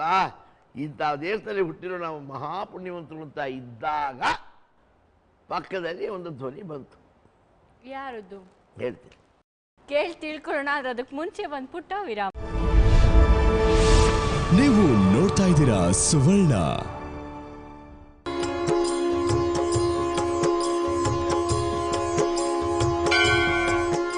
ವಿರಾಮದ ನಂತರ ಮರಳಿ ಸ್ವಾಗತ ನಿಮ್ಮೆಲ್ಲರ ಅಚ್ಚುಮೆಚ್ಚಿನ ಮಹರ್ಷಿ ದರ್ಪಣ ಕಾರ್ಯಕ್ರಮಕ್ಕೆ. ಭಾರತ ದೇಶ ತುತ್ತ ತುದಿಗೆ ಏರಿ ಆ ರಮಣೀಯ ದೃಶ್ಯವನ್ನ ಕಣ್ತುಂಬ್ಕೋತಾ ಇರುವಾಗ ಪಕ್ಕದಲ್ಲಿ ಯಾರೋ ಮಾತಾಡೋರಂತೆ. ಯಾರಪ್ಪಾಜಿ ಅದು? ನಮ್ಮ ಜೊತೆ ಒಬ್ಬ ತಾಯಿ ಬಂದಿದ್ರು. ತಾಯಿ ಅಂದರೆ ಅಜ್ಜಿ, ಮೊಮ್ಮಗು ಕರ್ಕೊಂಡು ಬಂದಿದ್ದರು. ಆಕೆ ಯಾರಂದರೆ ಹಿಟ್ಟು ಬೇಯಿಸೋ ಹಳ್ಳಿ ಹೆಣ್ಣುಮಗಳು. ಹೆಬ್ಬೆಟ್ಟೊತ್ತು ಹಿಟ್ಟು ಬೇಯಿಸೋ ಹಳ್ಳಿ ಹೆಣ್ಣು ಮಗಳು. ಅಕ್ಷರ ಜ್ಞಾನ ಇಲ್ಲವೇ ಇಲ್ಲ. ಮೇಲಾಗಿ ಜ್ಞಾನಪೀಠ ಪ್ರಶಸ್ತಿ ಕೊಟ್ಟಿಲ್ಲ, ಡಾಕ್ಟ್ರೇಟ್ ಕೊಟ್ಟಿಲ್ಲ, ಏನೂ ಇಲ್ಲ. ಆದರೆ ಆ ತಾಯಿಯ ಮನೋಧರ್ಮ ಹೇಗಿದೆ, ಭಾವಗಳೇ ಹೇಗಿದೆ, ಭಾವನೆಗಳೇ ಹೇಗಿದೆ ಅನ್ನೋದು ನಾನು ಮುಂದೆ ಆಕೆ ಆಡಿದ ಮಾತನ್ನು ಹೇಳಿದಾಗ ಗೊತ್ತಾಗುತ್ತಮ್ಮ ನಿನಗೆ. ಭಾರತದಲ್ಲಿ ಎಂಥ ಒಂದು ಗ್ರಾಮಾಂತರದ ಏನೂ ಗೊತ್ತಿಲ್ಲವನ ಬಾಯಿನಲ್ಲಿ ಕೂಡ ಇಂಥ ಮಾತು ಬರುವಂಥ ಮಣ್ಣಮ್ಮ ನಮ್ಮ ಭಾರತದ ಮಣ್ಣು. ಆ ಪಕ್ಕದಲ್ಲಿ ಆಕೆ ನಿಂತ್ಕೊಂಡಿದ್ದಾಳೆ, 60-65 ವರ್ಷ. ನಾವೆಲ್ಲ ಏನು ಮಹಾ ದೊಡ್ಡ ದೊಡ್ಡ ವಿದ್ಯಾವಂತರು ಪಂಡಿತರು ಇದ್ದಾಗಿದ್ದೀವಿ. ಮನಸ್ಸಲ್ಲಿ ನಮ್ಮ ಭಾವನೆಗಳೇನು ನಾವೇ ಅಂತ ಸುಪ್ರೀಂ ಅಂತ. ನಾನು ಆ ಕಂಪ್ಯಾರಿಸನ್ ಕೊಡುವಾಗಲೂ ಅಷ್ಟೇ ಸುತ್ತಲಿದ್ದವರು ವಾ ವಾ ವಾ ಏನು ಹೇಳಿದ್ರಿ ಹಿರಣ್ಯನವರೇ ಅಂತ ಇದ್ದಾರೆ. ಅಂಥದ್ರಲ್ಲಿ ಆ ಮುದುಕಿ 2 ವಾಕ್ಯ ಹೇಳ್ತು. ಯಾವಾಗ ಗೊತ್ತಾ? ಆ ಮೊಮ್ಮಗು ಆ ಮುದುಕಿ ಅಜ್ಜಿದು ಸರಗ ಜಗ್ಗಿ ಜಗ್ಗಿ ಕೇಳ್ತಾ ಇದೆ, ಅಜ್ಜಿ ಅಜ್ಜಿ ಅಜ್ಜಿ ಎಷ್ಟು ದೊಡ್ಡ ಬೆಳ್ಳಿ ಬಟ್ಟ, ಎಷ್ಟು ದೊಡ್ಡದು, ಅದಕ್ಕೆಲ್ಲ ಬೆಳ್ಳಿ ತಗೊಂಡು ಹೊತ್ತಿಸ್ಬಿಟ್ಟಿದ್ದಾರೆ, ಈ ಬೆಟ್ಟನೇ ಮನೆ ತಗೊಂಡೋಗ್ಬೋಣ ಅಂತ 9-10 ವರ್ಷ ಹುಡುಗ ಆ ಮಾತನ್ನು ಕೇಳ್ತು. ಆವಾಗ ಅವನ ಅಜ್ಜಿ ಹೇಳ್ತಾರೆ, ಅದು ಮಗುಗೆ ಹೇಳಿದ ಮಾತು ಅಲ್ಲ ಕಣಮ್ಮ, ಅಲ್ಲಿದ್ದ ನಮಗೆಲ್ಲ ಹೇಳಿದ ಮಾತು ತಾಯಿ, ಇಡೀ ಭಾರತದ ಪ್ರಜ್ಞಾವಂತರಿಗೆ ಹೇಳಿದ ಮಾತು. ಈ 2 ಮಾತನ್ನು ಇಟ್ಟುಕೊಂಡು ಯಾರು ಬರೀಬಹುದಾದರೆ 10 ಕಾದಂಬರಿ ಬರೀಬಹುದು. ಎಂಥ ಸುಂದರವಾದ 2 ಮಾತು ಆಡಿದ್ಲು ಆ ಅಮ್ಮ ಅಂದರೆ, ಮೊದಲನೇ ಮಾತು ಆ ಅಮ್ಮ ಅಂದು ತೊಗೊಂಡೋಗ್ಬಾರ್ದು ಮಗು. ಯಾಕೆಂದರೆ ನೆನ್ನೆ ಬಂದಿದ್ದವರು ತೊಗೊಂಡೋಗಿಬಿಟ್ಟಿದ್ರೆ ಇವತ್ತು ನಮಗೆ ನೋಡೋಕ್ಕಿರ್ತಿತ್ತ ಅದು? ಇಲ್ಲ, ನಾಳೆ ಇನ್ನೂ ನೋಡೋಕೆ ಬರೋರಿದ್ದಾರೆ, ಅವ್ರಿಗೋಸ್ಕರ ಅದನ್ನು ಬಿಡಬೇಕು, ಅದನ್ನು ತೊಗೊಂಡೋಗ್ಬಾರ್ದು ಮಗು. ಈ 2 ಮಾತು ಕೇಳಿ ಅಮ್ಮ ಮೈ ರೋಮಾಂಚನವಾಗಿಬಿಡ್ತು ನನಗೆ. ನಾನು ಅಮ್ಮನ ಕಾಲಿಡಿದು ನಮಸ್ಕಾರ ಮಾಡಿ, ತಾಯಿ ನಾನು ಸೋಲು ಒಪ್ಕೊಂಡ್ಲೆ ತಾಯಿ, ನಾನೇ ಭಾವನಾ ಜೀವಿ ಅಂದ್ಕೊಂಡೆ, ಆದರೆ ಎಂಥ ಸಾಮ್ಯ ಕೊಟ್ಟಿಯಮ್ಮ ನೀನು ಅಂತ. ಆದರೆ ಹಿಂದಿನ ಭಾವನೆನ ನಾನು ರೈಲಲ್ಲಿ ಬರ್ತಾ ನನ್ನ ಹೆಂಡತಿಗೆ ಹೇಳಿದೆ, ನೋಡಿ ಶಾಂತಿ ಮಾತನ್ನ ಅರ್ಥ ನೋಡಿ, ನಾವು ಈ ಭಾರತದಲ್ಲಿ ಹುಟ್ಟಿದಾಗ ಎಷ್ಟು ಚೆನ್ನಾಗಿ ಬಿಟ್ಟಿದ್ರು ನಮ್ಮ ಭಾರತವನ್ನು ನಮ್ಮ ಹಿರಿಯರು. ಎಂಥ ಸೊಗಸಾದ ನದಿಗಳನ್ನು ಕೊಟ್ಟಿದ್ದ ಪರಮಾತ್ಮ ನಮಗೆ. ನಮ್ಮಷ್ಟು ಮುದ್ದಾಗಿ ನೋಡ್ಕೊಂಡಂಥ ಮಕ್ಕಳನ್ನು ನೋಡ್ಕೊಂಡಂಥ ತಂದೆ ಆ ಸ್ವಾಮಿ ಇಲ್ಲಿ ನಮಗೆ ಗಂಗೆ ಯಮನೆ ಚೈವ ಗೋದಾವರಿ ಸರಸ್ವತಿ ನರ್ಮದಾ ಸಿಂಧು ಕಾವೇರಿ 7 ಪುಣ್ಯ ನದಿಗಳು ಕೊಟ್ಟ. ಆಮೇಲೆ ಪಶ್ಚಿಮಕ್ಕೆ ಪೂರ್ವಕ್ಕೆ ಒಳ್ಳೆ ಸೈನಿಕರಂತೆ ಇರುವ ಬೆಟ್ಟಗಳನ್ನು ಕೊಟ್ಟ, ದಕ್ಷಿಣದಲ್ಲಿ ಆಳ ಇಟ್ಟ, ಉತ್ತರದಲ್ಲಿ ಎತ್ತರ ಕೊಟ್ಟ. ಈ ಪರ್ಯಾಯ ದ್ವೀಪದಲ್ಲಿ ಏನು ಕೊಟ್ಟಿಲ್ಲ ನಮಗೆ. ಕಾಲವನ್ನು ಒಂದೇ ಕಾಲ ಇದ್ದರೆ ಸತ್ತೋಗ್ತಾರೆ ಮಕ್ಕಳು ಅಂದ್ಬಿಟ್ಟು 4 ಕಾಲವಾಗಿ ವಿಂಗಡಣೆ ಮಾಡಿದ. ಮಳೆಗಾಲ, ಚಳಿಗಾಲ, ಬೇಸಿಗೆ ಕಾಲ, ಹಿಮಗಾಲ ಅಂತ ಒಂದಕ್ಕೊಂದಕ್ಕೆ ಪೂರಕವಾಗಿ ಮಾಡ್ದ. ಆಮೇಲೆ ಸಂಸಾರಗಳು ಎಲ್ಲ ಅವಿಭಾಜ್ಯ ಸಂಸಾರಗಳಮ್ಮ, ಅವಿಭಾಜ್ಯ ಸಂಸಾರಗಳು. ಅಲ್ಲಿ ತಮ್ಮ, ತಂಗಿ, ಅತ್ತಿಗೆ, ಅಣ್ಣ, ಚಿಕ್ಕಪ್ಪ, ದೊಡ್ಡಪ್ಪ ಒಬ್ಬರಿಗೊಬ್ಬರು ಆತ್ಕೊಂಡು ಆರ್ಥಿಕವಾಗಿ ಆರೋಗ್ಯಕ್ಕಾಗಿ ಒಬ್ರಿಗೊಬ್ಬರು ಆತ್ಕೊಂಡು ಬೆಳೆಯುವಂಥ ಸಂಸಾರಗಳು. ಅದಕ್ಕೊಬ್ಬ ಮನೆಗೆ ಹಿರಿಯ ಹಿರಿಗಿತ್ತಿ. ಅದಾದಮೇಲೆ ಶಿಕ್ಷಣ ಕ್ರಮ, ನಮ್ಮ ಪೂಜ್ಯ ಸಂಸ್ಕೃತಿಯನ್ನು ವರ್ಣನೆ ಮಾಡ್ತಕ್ಕಂಥ ಶಿಕ್ಷಣ ಕ್ರಮ ನಮ್ಮ ಮಕ್ಕಳಿಗೆ ಕೊಟ್ಟ. ಅಲ್ಲಿಂದ ಬಂದರೆ ಕಾಲೋಚಿತವಾದ ಹಣ್ಣುಗಳು. ಎಂಥ ಹಣ್ಣುಗಳಮ್ಮ, ಚೈತ್ರದಲ್ಲಿ ನಾವು ಒಂದು ಬುಟ್ಟಿ ಹಣ್ಣು ತಂದು ಇಟ್ಕೊಂಡ್ರೆ 3 ಜನ ಖಾಲಿ ಮಾಡ್ತಾ ಇದ್ವಿ. ಒಂದು ಬುಟ್ಟಿ ಹಣ್ಣನ್ನು ಆರೋಗ್ಯವಾಗಿ ಆಡ್ಕೊಂಡಿರ್ತಿದ್ವಿ. ಇವತ್ತು ನಮ್ಮ ಮಕ್ಕಳಿಗೆ 2 ಹಣ್ಣು ಕೊಟ್ಟರೆ ಸಾಕು, ಮಾವನ ಚೈತ್ರ ಮಾಸ ಬರ್ತಾರ ಕೊಟ್ಟರೆ ಸಾಕು, ಅಯ್ಯೋ ಬೇದಿಕೆ ತಿಂಗಳು ಮಕ್ಕಳು ಹೋಗ್ಬಿಡ್ತಾವಲ್ಲ. ಯಾತಕ್ಕೆ? ಪರಮಾತ್ಮ ಕೊಟ್ಟ ಹಣ್ಣನ್ನು ಅಮೃತಮಯವಾಗಿ ತಿನ್ನೋಲ್ಲ, ನಾವು ವಿಷ ಮಾಡ್ಕೊಂಡು ತಿಂತಾ ಇದ್ದೀವಿ. ಹಣದ ಆಸೆಗೋಸ್ಕರವಾಗಿ ಈ ಜನ ಅದಕ್ಕೆ ಇಂಜೆಕ್ಷನ್ ಕೊಟ್ಟು ಪೌಡ್ರ್ ಹಾಕಿ ಹಣ ಸಂಪಾದಿಸ್ತಾರೆ. ನಮ್ಮ ಮಕ್ಕಳು ಸಾಯ್ತಾವಮ್ಮ. ಕರುಣೆ ಇಲ್ಲ, ಮಾನವೀಯತೆ ಇಲ್ಲ.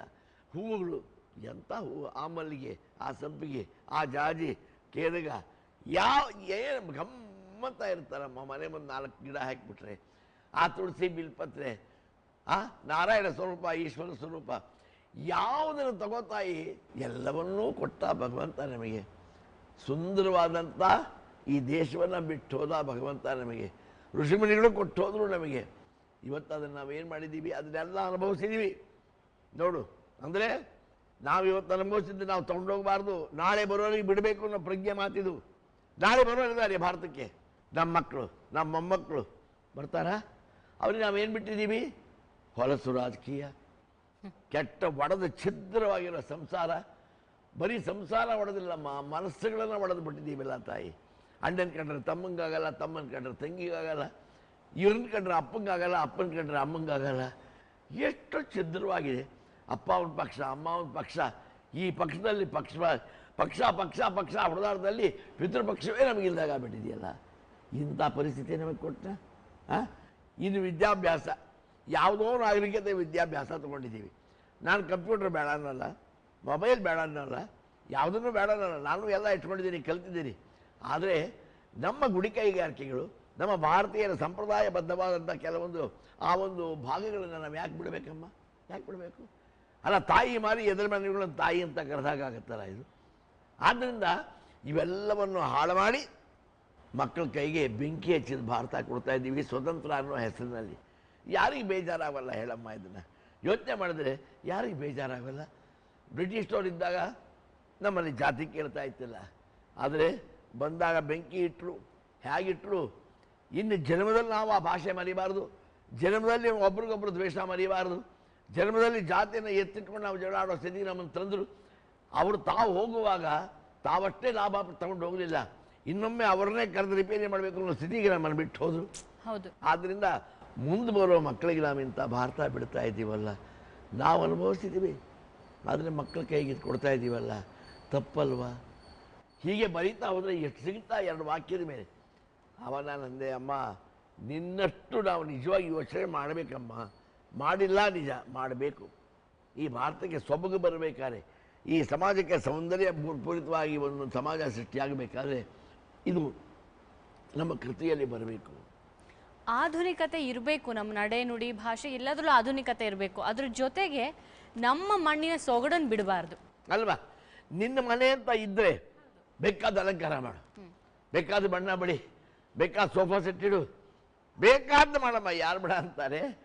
ಆದರೆ ಮನೆಯನ್ನೇ ನಾವು ಇನ್ನೊಬ್ಬರ ಕೈ ಕೊಟ್ಟು ನಾವು ಮನೆ ಕೈ ಕಟ್ಕೊಂಡು ಕೂತ್ಕೋಬೇಕು ನಮ್ಮ ಮನೆಯನ್ನು ಅಂದರೆ ಎಷ್ಟು ಸಂಕಟಾಗತ್ತೆ. ಒಬ್ಬ ಮುದುಕಿ ನನಗೆ ಹೇಳಿದ್ಲು, ಅಲ್ಲ ತಮ್ಮಿ, ನಮಗೆ 2ನೇ ಮಾ ಇದ್ದಾನೆ ವಾಸಿ ಇತ್ತು ನೋಡಿ, ಬ್ರಿಟಿಷ್ನವರೇ ಅವತ್ತು ಚೆನ್ನಾಗಿತ್ತು, ನಮಗೆ ಈಗಲೂ ಅವರಿದ್ದರೆ ಚೆನ್ನಾಗಿತ್ತು. ಈ ಮುಡಿಯೋ ಕಚ್ಚಾಡ್ತಾವಲ್ಲ, ಇದಕ್ಕಿಂತ ಅವರೇ ವಾಸಿ ನೋಡಿ. ಯಾರೋ ಒಬ್ಬ ಬರೋನು ಡೆಲ್ಲಿ ಕೂತ್ಕೊಂಡು ನಮ್ಮನ್ನು ಆಳೋನು, ಹೋಗಲಿ 2ನೇ ಮಹಾಯುದ್ಧ ಸಮಯದಲ್ಲಿ ₹1 6 ಸೇರು 8 ಸೇರು ಅಕ್ಕಿ ಕೊಡೋರು. ಇವಾಗ ನೋಡಿ 1 kg ಅಕ್ಕಿಗೆ ₹60 ಕೊಡಬೇಕು ನಾವು ಅಂದು. ನಾನಂದೆ, ಅಮ್ಮ ಇವೆಲ್ಲ ನಾನು ಒಪ್ತೀನಿ, ಇವೆಲ್ಲ ಮೇಲ್ನೋಟಕ್ಕೆ ನಮಗೆ ಭಾಳ ಸುಂದರವಾಗಿ ಕಾಣುತ್ತೆ, ಆದರೆ ಸ್ವಲ್ಪ ಅದರ ಕೆಳಗೆ ಹೋಗಿ ನೋಡು ತಾಯಿ, ಅವರು ಭಾರತವನ್ನು ಚೆನ್ನಾಗಿಟ್ಟಿದ್ರು. ಹೇಗಿಟ್ಟಿದ್ರು? ಇವಾಗ ನಿಮ್ಮ ಮನೆ ಮುಂದೆ ನಾಯಿ ಸಾಕ್ತೀರಿ, ಆ ನಾಯಿಗೆ ಸೊಗಸಾದ ಮೂಳೆ ಹಾಕ್ತೀರಿ, ಮಾಂಸ ಹಾಕ್ತೀರಿ, ಎಲ್ಲ ಹಾಕ್ತೀರಿ, ಆದರೆ ಚೈನ್ ಹಾಕಿ ಕಟ್ಟಿರ್ತೀರಿ. ಅಡ್ಡಾಡೋ ಹಾಗಿಲ್ವಾ? ಎಲ್ಲರೂ ಬಂದು ಬಗಳ್ತೀಯ ಅಂತೀರಿ, ಆಯಿತಾ? ನಿಮ್ಮ ಮನೆ ನಾಯಿಯಾಗಿ ಆ ನಾಯಿ ಬಾಳ್ತಾ ಇದೆಯಲ್ಲ, ಆ ಬಾಳಲ್ಲಿ ನಾವು 200 ವರ್ಷದ ಮೇಲೆ ನಾವು ಬಾಳಿದ್ದೀವಲ್ಲ, ಇದು ಬೇಕಾ ತಾಯಿ ನಿನಗೆ? ನಿನ್ನ ಮನೆ ಮುಂದೆ ನಾಯಿ ನೀನೇ ಆಗಬೇಕಾ?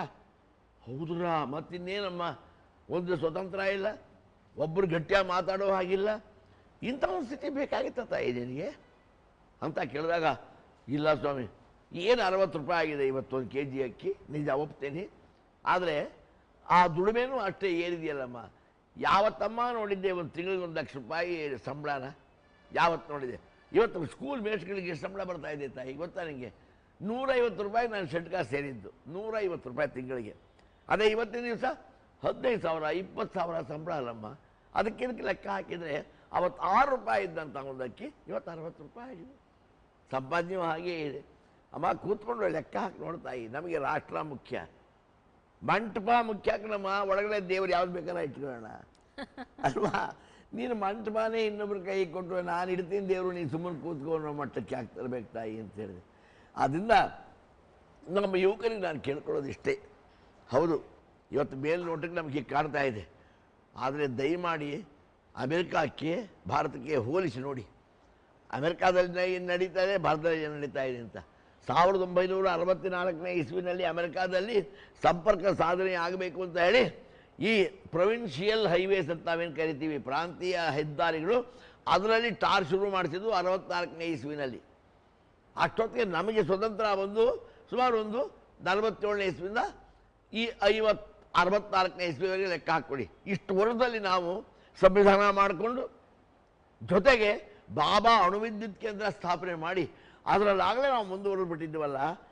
ನಮ್ಮ ಬ್ರೈನ್ ಎಷ್ಟಿದೆ, ಹ್ಯೂಮನ್ ರಿಸೋರ್ಸ್ ಅಂತ ಕರಿತೀವಿ, ಮಾನವ ಸಂಪನ್ಮೂಲತೆ ಎಷ್ಟಿದೆ ನಮ್ಮಲ್ಲಿ. ಈ ಮಾನವ ಸಂಪನ್ಮೂಲತೆ ಅಲ್ಲಿಲ್ಲ. ಭಾರತದ 4ರಷ್ಟಿದೆ ಅಮೆರಿಕ ಭೂಭಾಗ, ಆದರೆ ಭಾರತದ ಜನಸಂಖ್ಯೆಯಲ್ಲಿ 4ನೇ 1 ಭಾಗ ಇದೆ. ಅದಕ್ಕೆ ಇವತ್ತು ಅವರು ಸಾಫ್ಟ್ವೇರ್ಗೆ ಇಲ್ಲಿ ಬಂದು ನಮ್ಮ ಕಾಲು ತೊಳಿತಾ ಇರೋದು. ಅರ್ಥ ಮಾಡ್ಕೋಬೇಕು ನಾವಿದ್ದ ಇದೇ ಈ ಬುದ್ಧಿಶಕ್ತಿಯನ್ನು ಭಾರತಕ್ಕೆ ನಾವು ಧಾರೆ ಎರೆದ್ರೆ ಆಗಲ್ವಾ? ಇದು ಪರಮಾತ್ಮ ಒಪ್ಪುವಂಥ ಭಾರತ ಆಗಲ್ವಾ? ಯೋಚನೆ ಮಾಡಿ. ಎಲ್ಲೋ ಒಂದು ಕಡೆ ಈಗ ಹೆಣ್ಮಕ್ಳಿಗೆ ಬಂಗಾರದ ಸರ ಇರುತ್ತೆ, ತನ್ನ ಪಕ್ಕ ಕೂತಿರೋಳು ಬೆಳ್ಳಿಗೆ ಬಂಗಾರದ ಕವಚ ಹಾಕಿ ಆ ಸರ ಹಾಕಿದ್ರು ಬಂಗಾರಕ್ಕಿಂತ ಆ ಬೆಳ್ಳಿ ಸರ ಇಷ್ಟ ಆಗುತ್ತೆ. ಹಾಗೆ ನಮ್ದ್ರಲ್ಲಿ ಅಂಥ ಒಂದು ಒಳ್ಳೆ ಒಂದು ಸಂಸ್ಕೃತಿ ಇದ್ರೂ ಕೂಡ ನಮ್ಗೆ ಆ ಸಂಸ್ಕೃತಿ ಇಷ್ಟ ಆಗುತ್ತೆ. ಹೊಳಿತಿರೋ ಉಮಾ ಗೋಲ್ಡೇ ಬೇಕು ಅಂತಾರೆ. ಹೌದು, ಅಸಲಿ ಗೋಲ್ಡ್ಗಿಂತ ಹೊಳಿತಿರೋ ಉಮಾ ಗೋಲ್ಡೇ ಬೇಕು ಅನ್ಸುತ್ತೆ. ಇದನ್ನೆಲ್ಲ ನಿಜವಾಗ್ಲೂ ಕೂಲಂಕುಷವಾಗಿ ಕೂತ್ಕೊಂಡು ಯೋಚನೆ ಮಾಡಬೇಕು. ಬರೀ ಬಾಯಿ ಮಾತಲ್ಲಿ ಹೇಳೋದಿಲ್ಲ, ಪ್ರತಿದಿನ ಪ್ರತಿ ಕ್ಷಣ ನಮ್ಮ ಕೃತಿಯಲ್ಲಿ ಅದನ್ನು ಅಳವಡಿಸ್ಕೊಂಡ್ರೆ ನಿಜವಾಗ್ಲೂ ದೇಶ ಉದ್ಧಾರ ಆಗೋದಕ್ಕೆಲ್ಲೋ ಒಂದು ಕಡೆ ನಾಂದಿ ಆಗುತ್ತೆ ಅಂತ ಹೇಳ್ಬೋದು. ನಮ್ಮ ಇಂದಿನ ಯುವಕ ಯುವತಿಯರಿಗೆ ಒಂದು ಒಳ್ಳೆ ಮಾರ್ಗದರ್ಶನ ನೀಡಿದ್ದೀರಾ. ಧನ್ಯವಾದಗಳು ಅಪ್ಪಾಜಿ. ನಮಸ್ಕಾರ. ಇಲ್ಲಿಗೆ ನಮ್ಮ ಇಂದಿನ ಮಹರ್ಷಿ ದರ್ಪಣ ಕಾರ್ಯಕ್ರಮವನ್ನು ಮುಗಿಸುವಂಥ ಸಮಯ ಆಗಿದೆ. ದಯವಿಟ್ಟು ಕಾರ್ಯಕ್ರಮವನ್ನು ತಪ್ಪದೇ ವೀಕ್ಷಿಸಿ. ಯಾಕೆ ಗೊತ್ತಾ, ಮುಂದಿನ ಸಂಚಿಕೆಗಳಲ್ಲಿ ಅಪ್ಪಂಗೆ ಯಾರ ಮೇಲಾದರೂ ಕ್ರಶ್ ಆಗಿತ್ತಾ ಅನ್ನೋ ಪ್ರಶ್ನೆ ನಾನು ಕೇಳ್ತೀನಿ. ಅದು ಯಾವ ಸಂಚಿಕೆಯಲ್ಲಿ ಬೇಕಾದರೂ ಕೇಳಬಹುದು. ಹಾಗಾಗಿ ದಯವಿಟ್ಟು ಕಾರ್ಯಕ್ರಮವನ್ನು ಮಾತ್ರ ಮಿಸ್ ಮಾಡಬೇಡಿ. ಎಲ್ಲರಿಗೂ ಈ ದಿನ ಶುಭವಾಗಿರಲಿ. ನಮಸ್ಕಾರ.